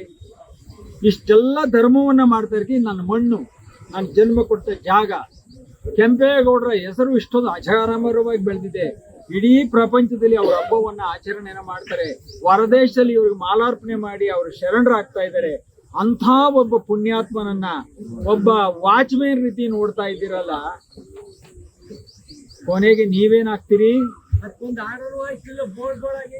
ಇರ್ಲಿ, ಅವ್ರಿಗೆ ಕೆಂಪೇಗೌಡರ ಹಬ್ಬ ಮಾಡ್ತೀರಿ, ಕೆಂಪೇಗೌಡರು ಒಂದು ಹಾರ ಹಾಕಲ್ಲ. ಕೆಂಪೇಗೌಡರ ಹಬ್ಬ ಮಾಡ್ತೀರಿ, ಕೆಂಪೇಗೌಡರಿಗೆ ಒಂದು ಹಾರ ಹಾಕಲ್ಲ. ಅಲ್ಲಿ ಮಹಾತ್ಮ ಗಾಂಧೀಜಿಯವ್ರು ತಗೊಂಡೋಗಿ ಪಾಪ ದಳದವರೆಲ್ಲ ಇಟ್ಟು ಶ್ರಮ ಒಟ್ಟು ಬಾಯಿ ಬಡ್ಕೊಂಡ್ರು ಹೋಗಿ ಆ ಒಂದು ಹ್ಯಾಂಗ್ ಮಾಡಿದ ರೀತಿಲಿ ಕುತ್ತಿಗೆಗೆ ಒಂದು ಬೆಲ್ಟ್ ಹಾಕಿ ಕಿತ್ಕೊಂಡ್ಬಂದು ಇಲ್ಲಿ ಪುರಸಭೆಯಲ್ಲಿ ಇಟ್ಕೊಂಡ್ರಿ. ಅದೇನಾಯ್ತು? ಇವತ್ತು ನೀವೇ ಒಂದು ಪ್ರತಿಷ್ಠಾಪನೆ ಮಾಡಿದ್ರಿ. ಮಾಗಡಿ ಹಬ್ಬದ ದಿವಸ ಅವ್ರಿಗೂ ಒಂದು ಹಾರ ಹಾಕ್ಲಿಲ್ಲ. ಮಹಾತ್ಮ ಗಾಂಧೀಜಿಯವರು ನೀವೊಂದು ಹಾರ ಹಾಕಿಲ್ಲ. ಎಲ್ಲರೂ ಜನ ನೋಡ್ತಾ ಇದ್ದಾರೆ. ಅಂಬರೀಷ್ ಅವ್ರದಿತ್ತು, 9 ವರ್ಷದಿಂದ ಅದನ್ನ ಉದ್ಘಾಟನೆ ಮಾಡಕ್ಕಾಗಿಲ್ಲ, ಅದನ್ನು ಕಿತ್ಕೊಂಡ್ಬಂದು ಇಟ್ಬಿಟ್ರಿ. ಡಾಕ್ಟರ್ ವಿಷ್ಣುವರ್ಧನ್ ಇತ್ತು, ಅಲ್ಲಿ ಪ್ರತಿ ದಿವಸ ಒಂದು 200-300 ಮಂತ್ರಿಗಳಿರೋ ಅವ್ರ ಮುಂದೆಗಡೆ ಪೂಜೆಗೆ, ಅದನ್ನು ಕಿತ್ತಿಟ್ರಿ. ಮಾಗಡಿಗಿರೋವೆಲ್ಲ ಶಿಲೆ ಕಿತ್ರಿ. ಇವತ್ತು ಕೆಂಪೇಗೌಡರ ಶಿಲೆ ಒಂದು ಉಳಿದಿದೆ. ನಿಮಗೆ ನಿದ್ದೆ ಬರ್ತಿಲ್ಲ, ನಿದ್ದೆ ಬರೋದು ಇಲ್ಲ. ನೀನ್ ಕೆಂಪೇಗೌಡರ ಕೈ ಇಟ್ಟಿದ ದಿವಸ ನೀನ್ ಏನಾಗ್ತೀಯ ಅಂತೇಳಿ ಅದು ಮುಂದಿನ ದಿನ ಜನತೆ ಮತ್ತೆ ಧರ್ಮ, ಕೆಂಪೇಗೌಡರ ಶಕ್ತಿ, 3 ನಿನಗೆ ಅದನ್ನು ತೋರಿಸ್ಕೊಡ್ತವೆ. ಅದು ನನ್ನ ಅಹಂಕಾರದ ಮಾತಲ್ಲ, ಧರ್ಮದ ಒಂದು ಸಂಕೇತ. ಇವೆಲ್ಲದರ ಮಧ್ಯೆ ಇವತ್ತು ನಾವು ಸಾಕಷ್ಟು ಕೆಲಸಗಳು ಮಾಗಡಿಯಲ್ಲಿ ನಡೀತಾ ಇದೆ. ನೀವು ಇಷ್ಟು ವರ್ಷ ಯಾವ ಇಲಾಖೆಯಿಂದ ಹಣ ಬಂತು, ಎಷ್ಟು ತಿಂಗಳ ಅವಧಿಯಲ್ಲಿ ಕೆಲಸ ಮಾಡಬೇಕು, ಅದರ ಯಾವ್ಯಾವ ಮೆಟೀರಿಯಲ್ ಹಾಕಬೇಕು, ಇಲ್ಲಿವರೆಗೂ ನೀನು 23 ವರ್ಷ ಒಂದೇ ಒಂದು ಗೋಲ್ಡ್ ಇಲ್ದಿರ ಮಾಡಬಾರ್ದೆಲ್ಲ ಮಾಡಿ ಮಾಡಿ ಮಾಡಿ ಮಾಡಿ ಸತ್ಯ ಹರಿಸ್ತೀನಂತ ನಾನು ಮಾಡಿದೆ ಅಭಿವೃದ್ಧಿ ಮಾಡಿದೆ ಅಂತ ನೀವು ಹೇಳೋದು ಕೇಳಿಬಿಟ್ರೆ ಸರ್ಕಾರದ್ದು ಈ ಮರ ಕಡಿಯಂಗಿಲ್ಲ ಅಂದಮೇಲೆ ಈ ಕೆಂಪೇಗೌಡರ ಶಿಲೆನ ಎಲ್ಲಿ ಶಿಫ್ಟ್ ಮಾಡ್ತಾರೆ? ಇದು ಒಂದು ಪ್ರಶ್ನೆ. ಇದೆಲ್ಲ ಆದ್ಮೇಲೆ ಪುರಸಭೆ ನನಗೊಂದು ನೋಟಿಸ್ ಕೊಟ್ಟರು. ಕೃಷ್ಣಮೂರ್ತಿ ಅವರೇ, ಕೋರ್ಟ್ ಆದೇಶ ಆಗ್ಬಿಟ್ಟಿದೆ, ನೀವೇ ಕೆಂಪೇಗೌಡರ ಶಿಲೆನ ಎತ್ತಬಹುದು ಅಂತ ಪರ್ಮಿಷನ್ ಕೊಟ್ಬಿಟ್ಟಿದ್ದೀರಿ. ಹಾಗಾಗಿ ನಿಮ್ಮಿಂದ ನಮ್ಗೇನು ತೊಂದರೆ ಇಲ್ಲ. ಅದನ್ನ ತೆರವುಗೊಳಿಸ್ಬೇಕಾದ್ರೆ ನೀವು ಬಂದ್ಬಿಟ್ಟು ಸಪೋರ್ಟ್ ಮಾಡಿಬಿಟ್ರೆ ಅದನ್ನ ತಗೊಂಡೋಗಿ ಎಲ್ಲನೋ ಒಂದ್ ಕಡೆ ಮಾಡಿಬಿಡ್ತೀವಿ. ನೀವು ಬಂದು ನಮ್ಮಲ್ಲಿ ಸಂಪರ್ಕ ಮಾಡಿ ಮಾತಾಡ್ಬೋದು. ಕೆಂಪೇಗೌಡರ ಇತಿಹಾಸ ದೊಡ್ಡದು, ಕೆಂಪೇಗೌಡರ ವೈಭವ ದೊಡ್ಡದು, ಕೆಂಪೇಗೌಡರ ಹೆಸರು ಅಪಾರವಾಗಿದೆ, ಅವ್ರ ದಾನ ಧರ್ಮ ಕೆರೆಗಳ ಬಗ್ಗೆ ಅಪಾರವಾದ ಗೌರವ ಇದೆ, ಸರ್ಕಾರ ಅವ್ರಿಗೆ ಬಹಳ ಗೌರವವನ್ನು ಕೊಟ್ಟವ್ರೆ, ಎಲ್ಲ ಕತೆ ಹೇಳಿದ್ರು. ಆದ್ರೆ ನೀವು ಮಾಡಿರೋ ಚೆಂಗ್ಲಟ್ ಕೆಲಸ ಏನು? ಅಮಾಸೆ ದಿವಸ, ಯುಗಾದಿ ಹಬ್ಬದ ದಿವಸ ಕೆಂಪೇಗೌಡರು ಮಾಲಾರ್ಪಣೆ ಮಾಡೋ ಮೆಟ್ಲು ಕಿತ್ತಾಕ್ಬಿಟ್ಟು ಬೋರ್ಡ್ ಇಕ್ಕಿದಿರಲ್ಲ, ನಿಮ್ಮ ಚೆಲ್ಮಕ್ಕೆ ಏನಂತ ಹೇಳ್ಬೇಕು? ನೀವೇ ಸಾರ್ವಜನಿಕರು ಏನ್ ಹೇಳ್ಬೇಕು? ನೀನ್ ತೆಗಿಯಪ್ಪ ಕೆಂಪೇಗೌಡರ ಶಿಲೆ, ನೀನ್ ತಾಕತ್ತಿರ ನೀನ್ ತೆಗಿ, ಉಳಿದುಕೊಳ್ಳೋ ತಾಕತ್ತಿರ ನಾನು ಉಳಿಸ್ಕೊತೀನಿ. ಅದು ನಾಳೆ ನೀನ್ ಅದಕ್ಕೆ ಬಿಟ್ಟು ರಾತ್ರಿ ಹೊತ್ತು 9:15 ಮಳೆ ಹೋಗಿ ಟೈಮಲ್ಲಿ ಅಮಾಸೆ ದಿನ ಮೆಟ್ಲಿ ಕೇಳ್ತಿರೋದು ವಂಶ ಉದ್ಧಾರ ಆಯ್ತದ್ರಿ. ನೀವ್ ಇಲ್ಲಿ ಅನ್ನ ತಿನ್ನೋ ನನ್ನ ಮಕ್ಳು ನಿಮ್ಗೆ ಒಳ್ಳೆ ವಾಯಿಸು ದೇವ್ರು ಕೊಡ್ತಾನೇನ್ರಿ? ನಿಮ್ಮಂತ ಬುದ್ಧಿ ಕಲ್ತ್ಕೊಂಡ್ರಿ ಈ ಮಣ್ಣು ಏನ್ರಿ ಆಯ್ತದೆ? ನಿಮ್ಮಂತವ್ರೆ 4 ಅವಧಿಲಿ ಏನಾನ ಅಧಿಕಾರಿಗಳಿದ್ರೆ ಈ ಮಾಗಡಿನ ಮಾರ್ಬಿಟ್ಟು ಹೊರಟೋಯ್ತಿರಿ. ಮತ್ತೆ ಮುಂದಿನ ಪೀಳಿಗೆಗೆ ನೀವು ಕೊಡೋವಂತ ಈ ಕೆಲಸ ಏನ್ರಿ? ಏನು ಉಳಿಸಲ್ಲ. ಇವತ್ತು ಶಾಸಕರಿಗೆ ಹೇಳ್ತೀನಿ, ಇವತ್ತು ಗೌರಮ್ಮನ ಕೆರೆ ಅದು ಇಷ್ಟೊತ್ತು ಕಾಲೇ ಸರ್ವನಾಶದ ಹಂಚಿಗೆ ಹೋಗಿತ್ತು. ಅದಕ್ಕೂ ಹೋರಾಟವನ್ನು ಮಾಡ್ತಾ ಇದ್ದೀವಿ. ಹಂಗಾಗಿ ಹಂಗೋ ಹಿಂಗೋ ಒಂದಷ್ಟು ಮಣ್ಣು ತೆಗಿಯೋಕ್ಕೆ ಅಲ್ಲೇ ಒಂದು ಮಣ್ಣೆಲ್ಲ ಗುಡ್ಗಾಕ್ಬಿಟ್ಟು ಬದ್ರು ಬಂದ್ಬಿಟ್ಬಿಟ್ಟು ಇಷ್ಟೊತ್ತಿಗೆ ಗೋವಿಂದ ಅನ್ಸ್ಬಿಡಕ್ಕೆಲ್ಲ ರೆಡಿ ಮಾಡಿದ್ರು. ಅದಕ್ಕೆ ಹೇಳ್ದೆ ಆ ಗೋವಿಂದ ನಾವು ಬಿಡಲ್ಲ, ಹಿಂದೆ ಮಾಡಿದ ಗೋವಿಂದ ಆಗೋಗಿದೆ, ಈಗ ಹೊಸ ಗೋವಿಂದ ಹೊಸದಾಗಿ ಪ್ರಾರಂಭ ಮಾಡ್ತಾ ಇದ್ವಿ. ಹಂಗಾಗಿ ಗೋವಿಂದನ ಜನ ಮುಂದೆ ಮಾಡ್ಬೇಕು ಅಂತ ಇಟ್ಕೊಂಡಿದೀವಿ. ಅದು ಒಂದಿಷ್ಟು ಮಣ್ಣೆತ್ತವ್ರೆ. ಆ ಮಣ್ಣಿಗೂ ಮಣ್ಣನ್ನ ಮಾರ್ತಾ ಇದ್ದಾರೆ. ಅದೇ ಮೊನ್ನೆ ಮಾಜಿ ಶಾಸಕರು ಮಂಜು ಅವರು ಸ್ಟೇಟ್ಮೆಂಟ್ ಕೊಟ್ಟಿದ್ದಾರೆ. ಬಾಲಕೃಷ್ಣ ಅವರು ಮಣ್ಣು ಮಾಡ್ಕೊಂಡು ತಿನ್ನೋಂತ ಗದಿಕೆಟ್ಟಂತ ಶಾಸಕರು ಆಗ್ಬಿಟ್ರ ಅಂತ. ಎಂಥ ಪದರಿ, ಸಾರ್ಥಕ ಆಗೋಯ್ತು. ಇನ್ನೊಂದು 10 ಸಾರಿ ML ಮಾಡ್ಬಿಟ್ರೆ ಮಾಗಡಿನೆಲ್ಲ ಮಾಡ್ಬಿಟ್ಟು ಅವ್ರೊಬ್ಬರೇ ಇಟ್ಕೊಂಡು ಖಾಲಿ ಮಾಡಿಸ್ಬೇಕು. ಇಂಥ ಶಾಸಕರನ್ನ ನಾವು ಮಾಡಿ ತಪ್ಪು ಮಾಡಿದ್ದೀವಿ, ಸರ್ ಮಾಡೋಣ, ಎಲ್ಲೂ ಹೋಗಲ್ಲ, ಸರಿ ಹೋಗ್ತದೆ. ಯಾಕೆಂದ್ರೆ ಪಾಪ ಕರ್ಮಗಳು ದೂರ ಆಗಿಲ್ಲ, ಸತ್ಯನೇ ಉಳಿಯೋದು. ಈಗ ನಮ್ಮ ಪರಿಸ್ಥಿತಿ ಏನಾಗಂದ್ರೆ ಸತ್ಯ ಹರಿಶ್ಚಂದ್ರ ಅಂತ ಎಲ್ಲ ಅಂದ್ರು. ವಿಶ್ವಾಮಿತ್ರ ಸುಳ್ಳು ಹೇಳಿಸಿ ಅಂತ ಅವನು ಹೋದ, ಅವನು ಕೂಡ ಕಾಟಕ್ಕೆ ಹರಿಶ್ಚಂದ್ರ ದಿನ ದಿನ ವನವಾಸಕ್ಕೆ ಬಂದ. ಅದ್ರ ಜೊತೆಲಿ ಈ ವಿಶ್ವಾಮಿತ್ರನ ಜೊತೆಲಿ ಇದ್ನಲ್ಲ ನಕ್ಷತ್ರಿಕ, ಅವನು ಎಲ್ಲೋದ್ರೂ ಬೆಂಟಿ ಹಳ್ಳ ತೋಡ್ತಾ ಇದ್ದ. ಯಾಕೆಂದ್ರೆ ಕಾಟ ಕೊಡ್ಬೇಕಲ್ಲ, ಗುರು ಹೋಗ್ಬಿಟ್ಟವನೇ. ಇಂಥ ಪರಿಸ್ಥಿತಿಯಲ್ಲಿ ನಾವು ಬದುಕ್ತಾ ಇದ್ದೀವಿ. ಇವೆಲ್ಲ ದಾಟಿ ಇವತ್ತು ನಾವ್ ಏನಾದ್ರು ಒಂದು ಕೆಲಸ ಮಾಡುವಂತ ಸಂದರ್ಭ ಬಂದಿದೆ. ಬಂಧುಗಳೇ, ಇವತ್ತು ಶಾಸಕರಿಗೆ ಹೇಳ್ತೀನಿ, ಕೆಂಪೇಗೌಡರ ಶಿಲೆನ ನೀವು ಯಾವತ್ತು ಮುಟ್ಟಕ್ಕೆ ಹೋಗ್ತೀರಿ, ನಿಮಗೆ ಮುಂದೆ ಗಂಡಾಂತರ ಕಾದಿದೆ. ಯಾತಕ್ಕೆ ಹೇಳ್ತೀನಿ ಅಂದ್ರೆ ಎದುರಿಸ್ತಾ ಇಲ್ಲ. ಯಾಕಂದ್ರೆ ಸರ್ಕಾರ ನಿಮ್ದು, ಅಧಿಕಾರ ನಿಮ್ದು, ನಿಮ್ಮ ಆಡಳಿತ ನಿಮ್ದು, ನಿಮ್ಮನ್ನು ಎದುರಿಸೋ ಶಕ್ತಿ ನಮ್ಗಿಲ್ಲ. ಆದ್ರೆ ದೇವ್ರು ಅಂತ ಇದ್ದಾನಲ್ಲ, ಈ ಭಗವಂತ ಕೂಡ ಏಟಿದೆಯಲ್ಲ, ಅದು ನಿಮ್ಗೆ ಗೊತ್ತೇ ಆಗಲ್ಲ, ಭಗವಂತ ಕೊಡ್ತಾನೆ. ಅದಕ್ಕೆ ನಮ್ಮೆಲ್ಲರ ನೋವು, ನಮ್ಮೆಲ್ಲರ ಶಾಪ, ಆಮೇಲೆ ಗೊತ್ತಿಲ್ಲದೆ ಇಲ್ಲಿ ಬರೋಕ್ಕಾಗಿ ಎದ್ರಕೊಂಡು ಪಕ್ಕದಲ್ಲಿ ಹೋಗ್ಬಿಟ್ಟು ಹಿಂದೆಗಡೆ ಅಯ್ಯೋ ಹಿಂಗಾಗೋಗಿದ್ದೀವಿ ಅಂತ ಹೇಳೋ ಒಂದು ಶಾಪ ಇದೆಯಲ್ಲ, ಯಾರು ಬೇಡ. ಆ ತರಕಾರಿ ಮಾರಿ ದಿನ 20 ಕೊಟ್ಟು ಅವ್ರ ಜೀವನ ಎಲ್ಲ ಸಾಗಿಸ್ಬಿಟ್ಟಾರಲ್ಲ, ಅವ್ರ ಶಾಪನೇ ಸಾಕಾಗ್ಬೋದು ಅಂತ ನಾವು ಅನ್ಕೊಂಡಿದ್ದೀವಿ. ಹಂಗಾಗಿ ಮುಂದಿನಗಳಿಗೆ ಒಳ್ಳೇದ್ ಮಾಡಪ್ಪ, ಒಳ್ಳೇದ್ ಮಾಡ. ಯಾರು ಶಾಶ್ವತ ಇಲ್ಲ ನೋಡು. ಇವತ್ತಿರ್ತೀವಿ, ನಾಳೆ ಇಲ್ಲ, ನಾಳೆ ಇದ್ದೊಂದು ನಾಡ್ದಿಲ್ಲ. ಹುಟ್ಟು ಸಾವಿನ ಮಧ್ಯೆ ಸಾಧನೆಯ ಹಾದಿಯನ್ನ ಮಾಡಬೇಕು. ಹುಟ್ಟು ಸಾವಿನ ಮಧ್ಯೆ ಮಹಾದಿಯನ್ನ ಮಾಡಬೇಕಾದ್ರೆ ಅವನು ಕೆಲವು ನಿಯಮಗಳು. ಅವನು ಯಾವತ್ತು ಸಾಧನೆ ಆದಲ್ಲಿ ಬೋರ್ಡ್ ಮೇಲೆ ಕಲ್ಲಾಕಿ ಶಾಸನವನ್ನ ಮಾಡಿಸ್ತಾನೆ, ಅವನ ಜೀವನ ಅವತ್ತು ಪಾವನವಾಗ್ತದೆ. ಹುಟ್ಟೋ ತಿಂದು ಕುಡಿದು ಸತ್ತೋಗ್ಬಿಟ್ರೆ ಅವನ ಜೀವನ ಪಾವನ ಅಲ್ಲ. ಯಾವತ್ತು ಸಾಧನೆ ಅಂದ್ರೆ ನಮ್ಮ ಶಾಸನಗಳ ಬಗ್ಗೆ ನಮ್ಮ ಹೆಸರು ನೋಂದಾಯಿಸಿದಾಗ ಮನುಷ್ಯನಿಗೆ ಒಂದು ಸಾಧನೆಯ ಗರಿ ಸಿಗ್ತದೆ. ಹಾಗಾಗಿ ನಿನಗೂ ಯಾವುದೋ ಒಂದು ಹಿಂದಿನ ಪೂರ್ವಜನಿಕರ ಪುಣ್ಯದ ನಿನಗೂ ಸಿಕ್ಕಿದೆ. ಆ ಪುಣ್ಯದ ಜೊತೆಲಿ ಪಾಪ ಆಗಿದೆ. ನಾವು ಯಾರು ಅವರಿಗೆ ಪರ್ಮಿಷನ್ ಕೊಟ್ಟಿಲ್ಲ. ಕೆಲಸಗಾರರೆಲ್ಲ ಕೆಲಸ ಕಳ್ಕೊತಾರೆ.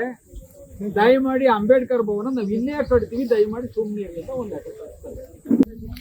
ಒಂದೇ 24 ಗಂಟೆಲಿ ತಿರ್ಗಾ ಅಂಬೇಡ್ಕರ್ ಭವನ ನಾವು ಅಲ್ಲೇ ಕಟ್ತೀವಿ ಅಂತ ಬರ್ಕೊಡ್ತೀರಿ ಅಂದ್ರೆ ಏನ್ ಸರ್ಕಾರ ಏನ್ ಮಾಡ್ತಾ ಇದೆ? ಇಲ್ಲಿರೋರು ಏನ್ ಮಾಡ್ತಾ ಇದ್ರಿ? ಅಧಿಕಾರಿಗಳು ಏನ್ ಮಾಡ್ತಾ ಇದ್ರಿ?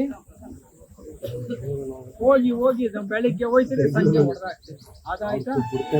ಪಶು ಸಂಗೋಪನಾ ಆಸ್ಪತ್ರೆ ಇತ್ತು, 19ನೇ ಇಸ್ವಿಲಿ ಕಟ್ಟಿದ್ದಾರೆ, 25ನೇ ಇಸ್ವಿಲಿ ಹೊಡೆದಾಕಿದ್ದಾರೆ. ಪಶು ಸಂಗೋಪನಾ ಆಸ್ಪತ್ರೆ ಸರ್ಕಾರಿ ಬಿಲ್ಡಿಂಗ್ಗಳನ್ನ 6 ವರ್ಷಕ್ಕೆ 3 ವರ್ಷಕ್ಕೆ ನೀವು ಕೆಡಬೋದಾದ್ರೆ ನಿಮ್ ಯೋಗ್ಯತೆ ಕಟ್ಟಕ್ಕೆ ಯಾಕೆ ಹೋಗ್ತೀರಿ? ಸರ್ಕಾರನ ಪೋಲ್ ಯಾಕೆ ಮಾಡ್ತಾ ಇದ್ದೀರಿ?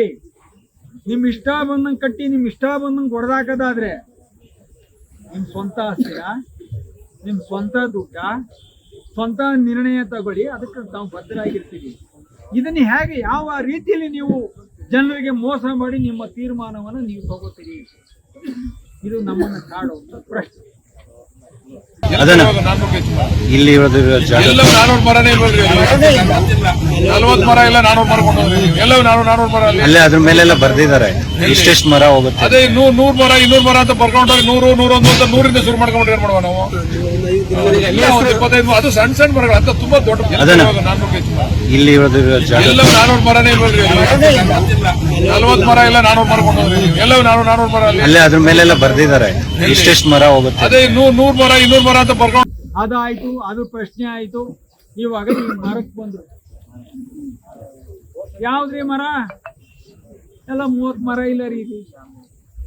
ಎಲ್ಲ ಸಣ್ಣ ಸಣ್ಣವು, ದೋಣಿ ಬೇಕಾದ ಸಣ್ಣವು, ಬ್ಯಾಡ್ದವು ದೊಡ್ಡವು.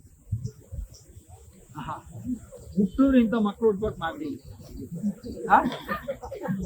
ದೂರಿ ಬೇಡ ಎಲ್ಲ ಚಿಕ್ಕವು, ದೂರಿ ಬೇಡ ಅಂದ್ರೆ ಎಲ್ಲ ದೊಡ್ಡವು. ಅದೊಂದು ಕೊಟ್ಟು ಸರಿ. ಏನಪ್ಪ ಇದು ಇಷ್ಟೊಂದು ಮರ ಇದ್ದು 30-40 ಮರ ಅಂತಾರಲ್ಲಪ್ಪ, ಏನೋ ಇದು ನೋಡ್ಬೇಕಂದ್ಬಿಟ್ಟು ಎಲ್ಲ ಎಣಿಸ್ಕೊಂಬಂದು ಆವಾಗ 159 ಮರಗಳು ಬಂದು 159 ಮರನ ದಾಖಲೆ ಮಾಡಿ ಫೋಟೋ ಹೊಡೆದು ತಗೊಂಡೋಗಿ ನ್ಯಾಯಾಲಯಕ್ಕೆ ಸಲ್ಲಿಸ್ತು. ಅದು ವಾದ ವಿವಾದಗಳಾಯಿತು. ಈಗ ಅದಕ್ಕೂ ಒಂದು ತೀರ್ಮಾನ ಬಂದಿದೆ.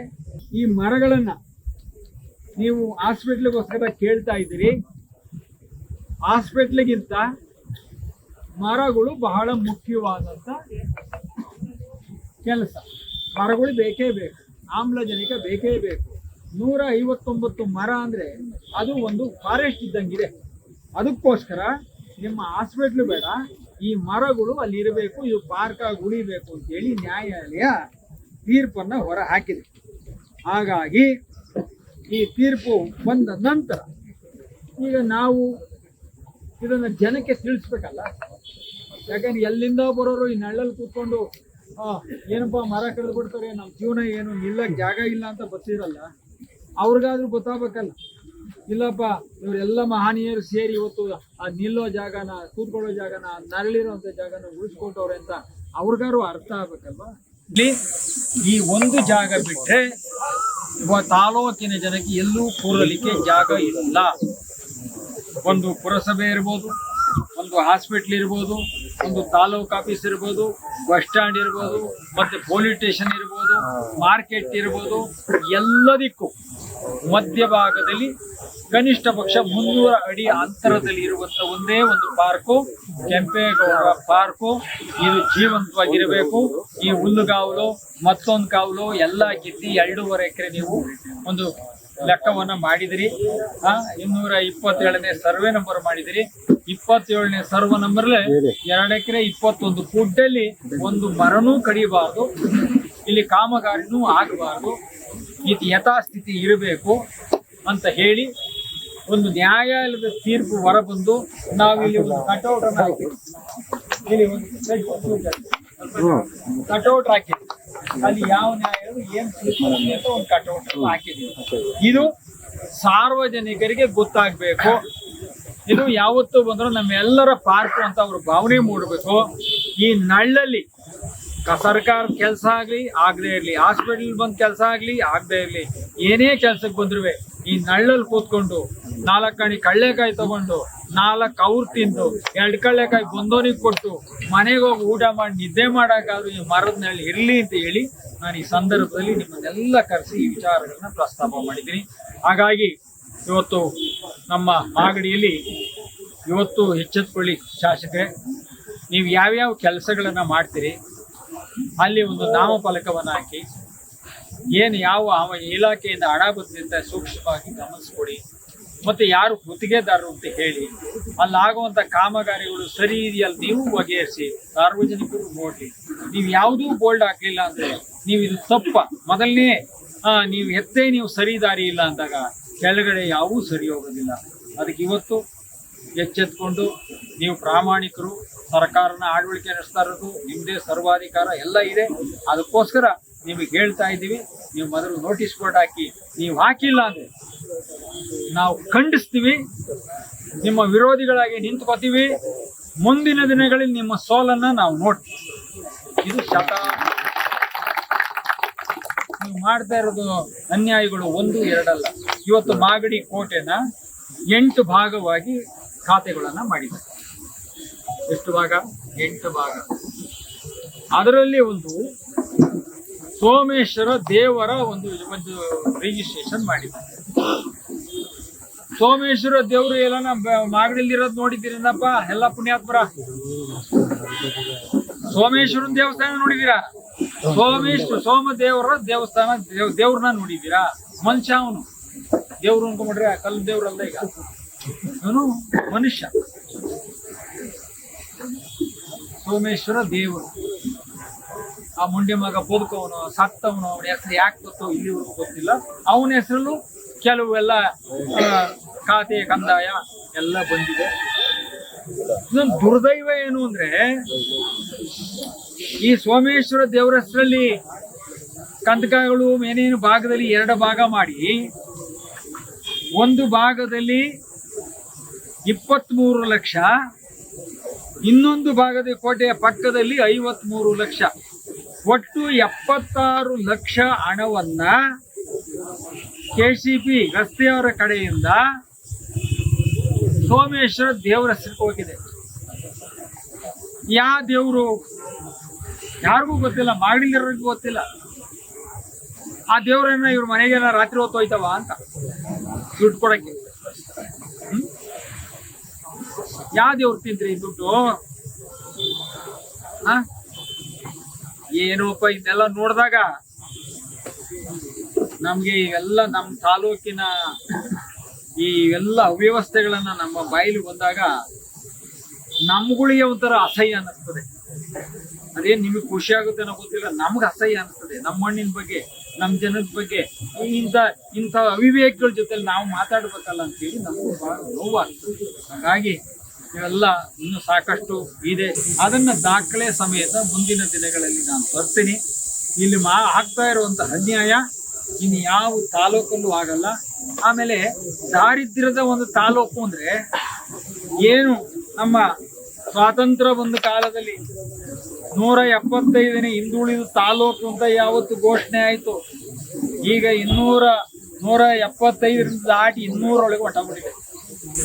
ಇದು ಬೆಂಗಳೂರಿನ ಕೂಗಳೆದ್ದಲ್ಲಿರುವಂತ ಜಾಗ ಮಾಗಡಿ. ಇತಿಹಾಸ ಪ್ರಸಿದ್ಧ ಹೆಸರನ್ನ ಗಳಿಸಿದಂತ ಮಾಗಡಿ. ಇಬ್ಬರು ದೊಡ್ಡ ಗುರುಕುಲಗಳನ್ನ ಸೃಷ್ಟಿ ಮಾಡಿದಂತವರ ಮಾಗಡಿ, ಕೆಂಪೇಗೌಡರ ಹೆಸರಂತ ಮಾಗಡಿ.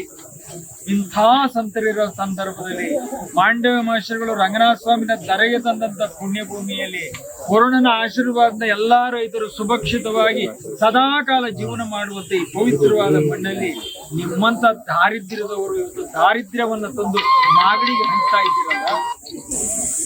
ದಾರಿದ್ರ್ಯ ಭಗವಂತ ಕೊಡ್ತಾ ಇಲ್ಲ, ನಿಮ್ಮಿಂದ ದಾರಿದ್ರ್ಯಗಳು ಹಂಚ್ಕೋತಾ ಇದ್ದಾರೆ. ಆ ದಾರಿದ್ರ್ಯ ಕಮ್ಮಿ ಆಗ್ಬೇಕಾದ್ರೆ ನೀವು ಪ್ರಾಮಾಣಿಕರಾಗಿ ಈ ಅಧಿಕಾರಿಗಳು ಮಾಡ್ತಾ ಇರೋಂತ ಅವ್ರಿಗೆ ಆತ್ಮಾಭಿಮಾನ ಇಲ್ದಿರ ಮಾಡ್ದಂತ ಕೆಲಸಗಳಿದೆ.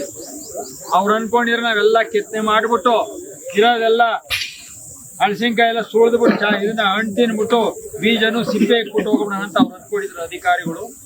ನೀವೇನೇ ತಪ್ಪು ಮಾಡಿದ್ರು ನೀವು ಇದೇ ತಾಲೂಕಿನಲ್ಲಿ ನಿಮಗೆ ಶಿಕ್ಷೆಗೆ ಗುರಿಪಡಿಸೋದು ನನ್ನ ಕೆಲಸ. ನೀವು ಹೆಚ್ಚೆತ್ಕೊಂಡು ನೀವು ಕೆಲಸ ಮಾಡಿದ್ರೆ ಉಳ್ಕೊಂತೀರಿ, ಇಲ್ಲ ಯಾರ್ದೋ ತಾಳಕ್ಕೆ ನೀವೇನಾರ ಡ್ಯಾನ್ಸ್ ಮಾಡಿದ್ರೆ ಮುಂದೊಂದು ದಿನ ಕಟ್ಟೆ ನಿಂತ್ಕೊಂಡು ಅದಕ್ಕೆ ಒಂದು ದಂಡನೆಯನ್ನು ಕೊಡಬೇಕಾದಂತ ಅಧಿಕಾರಿಗಳು ಕೊನೆಯದಾಗಿ ಎಚ್ಚರಿಕೆಯನ್ನು ಕೊಡ್ತಾ ಇದ್ದೀನಿ. ಇಲ್ಲಿವರೆಗೂ ನಾನು 70 ಲಕ್ಷ ಖರ್ಚು ಮಾಡಿದ್ದೀನಿ. ಇನ್ನು ಎಷ್ಟು ಕೋಟಿ ಖರ್ಚಾಗ್ಲಿ ನಿಮ್ಮ ಮೇಲೆ ಯುದ್ಧ, ಧರ್ಮದ ಯುದ್ಧ ನಡೆಸ್ತೀನಿ. ಮುಂದೆ ಹೋಗ್ತೀನಿ. ನಿಮ್ಗೆ ಹೇಳಿರೋ ಮಗ ನಾನಲ್ಲ, ಅವತ್ತು ಹೇಳಿದೀನಿ, ಇವತ್ತು ಹೇಳಿದೀನಿ. ಒಂದು ಮಾತ ನಿಮ್ಗೆ ಹೇಳಿದ್ದೆ, ಇವೆಲ್ಲ ಬಿಡಿ. ನೀವೇನಾದ್ರೂ ನಾನು ನಿಮ್ಮಲ್ಲಿ ಬಂದ್ರೆ ನೀವು ಪ್ರಾರಂಭ ಮಾಡಿದ್ರೆ ನಾನು ಎಂಡ್ ಮಾಡ್ತೀನಿ, ನೀವು ಪ್ರಾರಂಭ ಮಾಡಿದ್ರೆ ನಾನು ಎಂಡ್ ಮಾಡ್ತೀನಿ ಅಂತ ಅದೇ ಕೆಲಸವನ್ನ ಘಂಟಾಘೋಷವಾಗಿ ಎಲ್ಲರ ಮುಂದೆ ಹೇಳ್ತೀನಿ. ನೀವು ಯಾವುದೇ ಪ್ರಾರಂಭ ಮಾಡಿದ್ರು ಅದನ್ನ ಎಂಡ್ ಮಾಡೋ ಮಗ ನಾನು. ಮಕ್ಕಳನ್ನಾಗಿ ಹುಟ್ಟಿದೀನಿ, ಭೈರವನ ಪುತ್ರನಾಗಿದ್ದೀನಿ. ಆ ಭೈರವೇಶ್ವರ ಏನ್ ನ್ಯಾಲ್ಗೆ ನೋಡ್ತೋ ಅದನ್ನ ಮಾಡ್ತೀನಿ. ಅದಕ್ಕೋಸ್ಕರ ಈ ಮಣ್ಣಿನಲ್ಲಿ ಸದಾ ನನ್ನ ಸೇವೆ ಇರ್ತದೆ. ಮುಂದಿನ ದಿನಗಳು ಇವಾಗ ಆಪರೇಷನ್ಸ್ ಮತ್ತೆ ಬಿಟ್ಟಿದೆ, ಅದಕ್ಕೋಸ್ಕರ ನನ್ನ ಆರೋಗ್ಯ ಇದಾದ ಕಾರಣ ಅದು ಸ್ಥಗಿತವಾಗಿದೆ. ಮುಂದೆ ಯಥಾಸ್ಥಿತಿ ಮಾಗಡಿಯಲ್ಲಿ ಆ ಕೆಂಪೇಗೌಡರ ಈ ಮೆಡಿಕಲ್ ಕ್ಯಾಂಪು, ಸಾವಿರಾರು ಜನ ತಾಯಿಯಂದಿರ ನೋವಿದೆ, ಆ ಎಲ್ಲದಕ್ಕೂ ಆ ಪರಿಹಾರವನ್ನ ಭಗವಂತ ಕಾಲವೇಶ್ವರ ಶಕ್ತಿ ತುಂಬಿ ಆ ಕಷ್ಟಕ್ಕೆ ನಾವೆಲ್ಲರ ಜೊತೆಲಿ ಅಕ್ಕ ತಂದಿರ ಅಣ್ಣ ತಂದಿರಾಗಿ ಎಲ್ಲರೂ ಒಗ್ಗಟ್ಟಾಗಿ ಬದುಕೋಣ, ಬಾಳೋಣ, ಮಾಗಡಿ ಹೆಸರನ್ನ ಇತಿಹಾಸವನ್ನ ಉಳಿಸೋಣ ಅಂತ ಈ ಸಂದರ್ಭದಲ್ಲಿ ಹೇಳ್ತಾ ವೇದಿಕೆ ಇರುವಂತ ಎಲ್ಲ ಹಿರಿಯರಿಗೂ ಚಿಂತಕರಿಗೂ ಈ ಕಾರ್ಯಕ್ರಮಕ್ಕೆ ಪೂರ್ಣವಾಗಿ ನಿಂತು ಸಹಕಾರ ಕೊಟ್ಟ ಮಾಲಿನ ಸರ್, ಆಮೇಲೆ ಚರ್ಚೆಗೆ ಕರೆದ್ರೆ ಭಾಗವಹಿಸ್ತೀರಾ? ಇಲ್ಲ, ಈಗ ಬರಕ್ಕೆ ಹೇಳಿದ್ರು ಬರ್ತೀವಿ. ಎರಡನೇದು, ಸಾರ್ವಜನಿಕರಿಗೆ ಆಸ್ಪತ್ರೆ ಕಟ್ಟಕ್ ಹೋದಾಗ ಕೃಷ್ಣಮೂರ್ತಿ ಅವರು ಅಡ್ಡಿಪಡಿಸ್ತಿದ್ದಾರೆ. ಇರೋ ಹಾಸ್ಪಿಟ್ಲಲ್ಲಿ ನರ್ಸ್ಗಳೆಲ್ಲ ಆಮ್ಲಜನಕ ಇಲ್ಲ, ಮತ್ತೆ ಕೆಲಸ ಸ್ಟಾರ್ಟ್ ಮಾಡಿ ಅದೆಷ್ಟೋ ಕೋಟಿ ದುಡ್ಡು ಬಂದದ, ಇನ್ನೂ ಕಸ ಗುಡಿಸ್ಕೊಂಡೆ ಕೂತವ್ರೆ. ನಿಮ್ ಯೋಗ್ಯತೆಗೆ ಎಷ್ಟು ಆಪರೇಷನ್ ಮಾಡ್ತೀರಿ ಇಲ್ಲಿ? ಮಾತಾಡ್ಬೇಕಾದ್ರೂ ನ್ಯಾಲ್ಗೆ ಸರಿ ಇರ್ಬೇಕು. ಒಂದು ತಾಲೂಕಲ್ಲಿ ಒಂದು ಹಾಸ್ಪಿಟ್ಲಿಗಿಂತ 2ನೇ ಹಾಸ್ಪಿಟ್ಲ್ ಬರ್ಬೇಕಾದ್ರೆ ಎಷ್ಟು ಆಪರೇಷನ್ ಆಗ್ಬೇಕು ಮಾಡಿದ್ದೀರಾ? ನೀವು ಗೌರ್ಮೆಂಟ್ ಹಾಸ್ಪಿಟಲ್ ಅಲ್ಲಿ ನೀವು ಸಾರ್ವಜನಿಕರ ಕೆಲಸ ಮಾಡುವಂತ ಜನಪ್ರತಿನಿಧಿಗಳು ಮಾಡಿದ್ರೆ ನೀವು ಮಾಡಿದ್ರೆ ಇವತ್ ಯಾಕ್ರಿ ನಾನ್ ಯಾಕ್ರಿ ಇಲ್ಲಿಂದ ಬಸ್ಗಳು ತುಂಬ್ಕೊಂಡೋಗಿ ಎಲ್ಲಾ ಹಾಸ್ಪಿಟ್ಲಿಗೆ ಬಂದು ಆಪರೇಷನ್ ಮಾಡಿಸ್ಬೇಕಾಗಿತ್ತು? ನಿಮ್ಗೆ ಹೇಳಕ್ಕೆ ನಾಚಿಕೆ ಆಗಲ್ಬೇಕ್ರಿ ಇವ್ರಿಗೆ? ಹಾಸ್ಪಿಟ್ಲ್ ಅಂತ ಹಾಸ್ಪಿಟ್ಲು ಯಾವ ಹಾಸ್ಪಿಟ್ಲು? ಹೋಗ್ಲಿ, ನೀವೆಲ್ಲ ಹೇಳ್ತಿರಲ್ಲ. ಇವತ್ತು ನಾನು ಎಲ್ಲರ ಮುಂದೆ ಹೇಳ್ತೀನಿ, ಆಯ್ತು ಇವತ್ತು ಕೆಂಪೇಗೌಡರಲ್ಲಿ ನಾನೇ ಕಿತ್ತಾಕ್ತೀನಿ, ನಾನು ಇವಾಗ ಜಾಗ ಕೊಡ್ಲಿ, ಆಯ್ತಾ? ಒಂದು. ಎರಡನೇದು, ನೀವು 2028 ಎಲೆಕ್ಷನ್ ಬರೋದ್ರೊಳಗಡೆ ನೀವು ಹಾಸ್ಪಿಟ್ಲ್ ಕಟ್ತೀರೇನ್ರಿ? ನಿಮ್ಗೆ ಯೋಗ್ಯತೆ ಐತೇನ್ರಿ? ತಾಕತ್ತಿದ್ರೆ ಹೇಳಿ, ನಾನೇ ಇದನ್ನೆಲ್ಲ ಕಾಯಿ ಮಾಡಿಸ್ಕೊಡ್ತೀನಿ. ಹೊಗಳೋ ನಾಯಿ ಕಚ್ಚಲ್ವ ಅಂತ ಹಂಗೆ ಬರೀ ಹೊಗಳೋದ್ರಿಂದ ನನಗೆ ಹೊಗಳೋದ್ರ ಕಂಡ್ರೆ ಆಗಲ್ಲ. ಮಾಡಕ್ ತಾಕತ್ತಿದ್ರೆ ಮಾಡಿ ತೋರ್ಸು, ಎಲ್ರು ಮಾಡಿ. ಎಲ್ಡು ಬಿಟ್ಬಿಟ್ಟು ಈ ಖಾಲಿ ಡಬ್ಬಕ್ಕೆ ಕಲ್ಲು ಹಾಕೊಂಡು ಊರವ್ರಿಗೆಲ್ಲ ಒಂದು ಡಬ್ಬ ಕೊಟ್ಬಿಟ್ಟು ಅಳ್ಳಾಡ್ಸೋ ಕೆಲಸ ಬೇಡ. ಇಲ್ಲಿವರೆಗೂ ಮಾಡಿ ಸಾಕು. ಯಾವುದೇ ನೀವು ಅನ್ಯಾಯ ಏನೇ ಮಾಡಿದ್ರು ನಾನು ಈ ಮಣ್ಣಿಗೋಸ್ಕರ ಏನ್ ತ್ಯಾಗ ಬೇಕಾದ್ರೂ ಮಾಡ್ತೀನಿ, ಯಾವ್ದಕ್ಕೂ ಬೇಕಾದ್ರೂ ಸಿದ್ಧನಾಗಿದ್ದೀನಿ.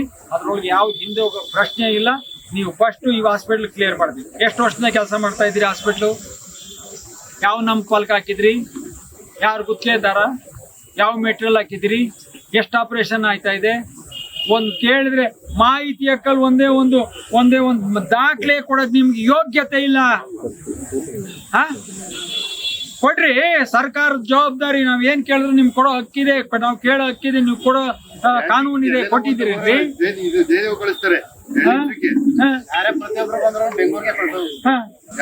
ಚೀಟಿ ಬರೀ ಬೆಂಗಳೂರಿಗೆ ಕರಿ, ಕೇಳಿದ್ರೆ ಇಲ್ಲಿ ಹಾಸ್ಪಿಟ್ಲ್ ಕಟ್ತೀನಿ, ಮರ ಕಡಿಯೋದಲ್ಲ. ಏಕ ಕಡ್ದು ರುಚಿ ಸಿಕ್ಬಿಟ್ಟವೆ ಮರದ್ದು ದುಡ್ಡು ತಿಂದು. ಇವನ್ನು ಕಡ್ದು ತಿನ್ಬೇಕು. ಒಂದು. ಎರಡನೇದು ಅಂದ್ರೆ ಹಳೆ ಕಟ್ಟಡ ಹೊಡಿಬೇಕು. ಹಳೆ ಕಟ್ಟಡ ಹೊಡೆದ್ರೆ ಕಲ್ಲು ಸಿಗ್ತವೆ, ಸಿಮೆಂಟ್ ಸಿಗ್ತದೆ. ಇದನ್ಕಿಂತ ಇನ್ನೊಂದು ಕಾಂಪೌಂಡ್ಗೆ ಹಾಕ್ಬೇಕು. ಅಲ್ಲಿ ಹಳೆ ಕಲ್ಲಿಗೆ ಹೊಸ ಬಿಲ್ ಆಗ್ಬೇಕು. ನೀವು ಮಾಡಿ ಅಭ್ಯಾಸ ಆಗದೆ. ಕೇಳಿದ್ರೆ ಭೂಮಿ ಒಳಗ ಕಲ್ಲು ಅಂತೀರಿ. ಅಧಿಕಾರಿಗಳು ಎಲ್ಲರನ್ನು ಬಿಟ್ಟು ನೀವೇ ಗಲಾಟೆ ಮಾಡಿಸ್ತೀರಿ. ಏನ್ ಮಾಡ್ಬೇಕು ಜನ? ಏನ್ರಿ ಮಾಡ್ಬೇಕು? ನೀವು ಮೊದಲು ಹಾಸ್ಪಿಟ್ಲ್ ಕಟ್ಟೋದ್ಕಿಂತ ಮೊದಲು ಇರೋ ಹಾಸ್ಪಿಟ್ಲ್ ಸರ್ ಮಾಡ್ರಿ. ಅವತ್ತು ನಿಮ್ ಜವಾಬ್ದಾರಿ ನಾನು ಉತ್ತರ ಕೊಡ್ತೀನಿ. ಇಲ್ಲಿ ಏನು ಇಲ್ಲ. ಬೆಳಗ್ಗೆ ಒಂದು ಬೆಡ್ಶೀಟಿಗೆ ಹಾಕೊಂಡ್ಬರೋದು 5 ಗಂಟೆ. ಏನೇನ್ ನಡೀತು? ನೀರ್ ಬರ್ತದ? ನೀರೇ ಇಲ್ಲ. ನೀರಿಲ್ಲ. ಅವ್ನು ಯಾವನ ಬಿಟ್ಟಿದ್ದಲ್ಲ ಎಲ್ಲ. ಅವನು ಎಲ್ಲ ಮಾಡ್ಬಿಡ್ತೀನಿ ಅಣ್ಣ.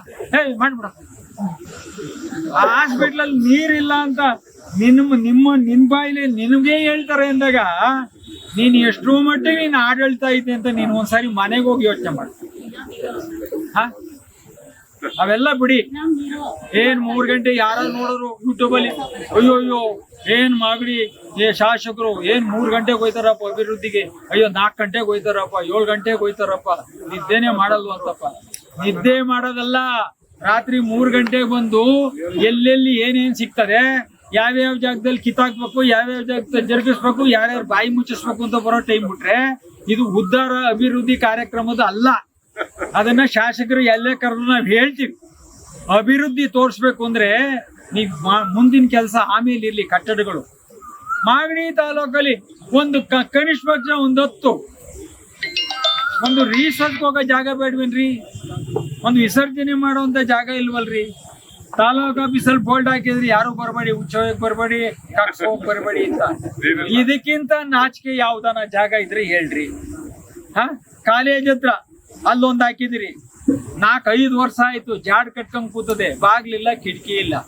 ಏನು ಕಾಲೇಜ್ ಮಕ್ಕಳಲ್ಲಿ ಹೋಗ್ಬೇಕು? ಅದು ಎಳ್ನೇದಾಯ್ತನ್ರಿ. ಬಾಳೆಹಣ್ಣು ಮಂಡಿಲಿ ಅಲ್ಲಿ ಬೀಗ ಹಾಕಿ 6 ವರ್ಷ ಆಗೋಯ್ತು.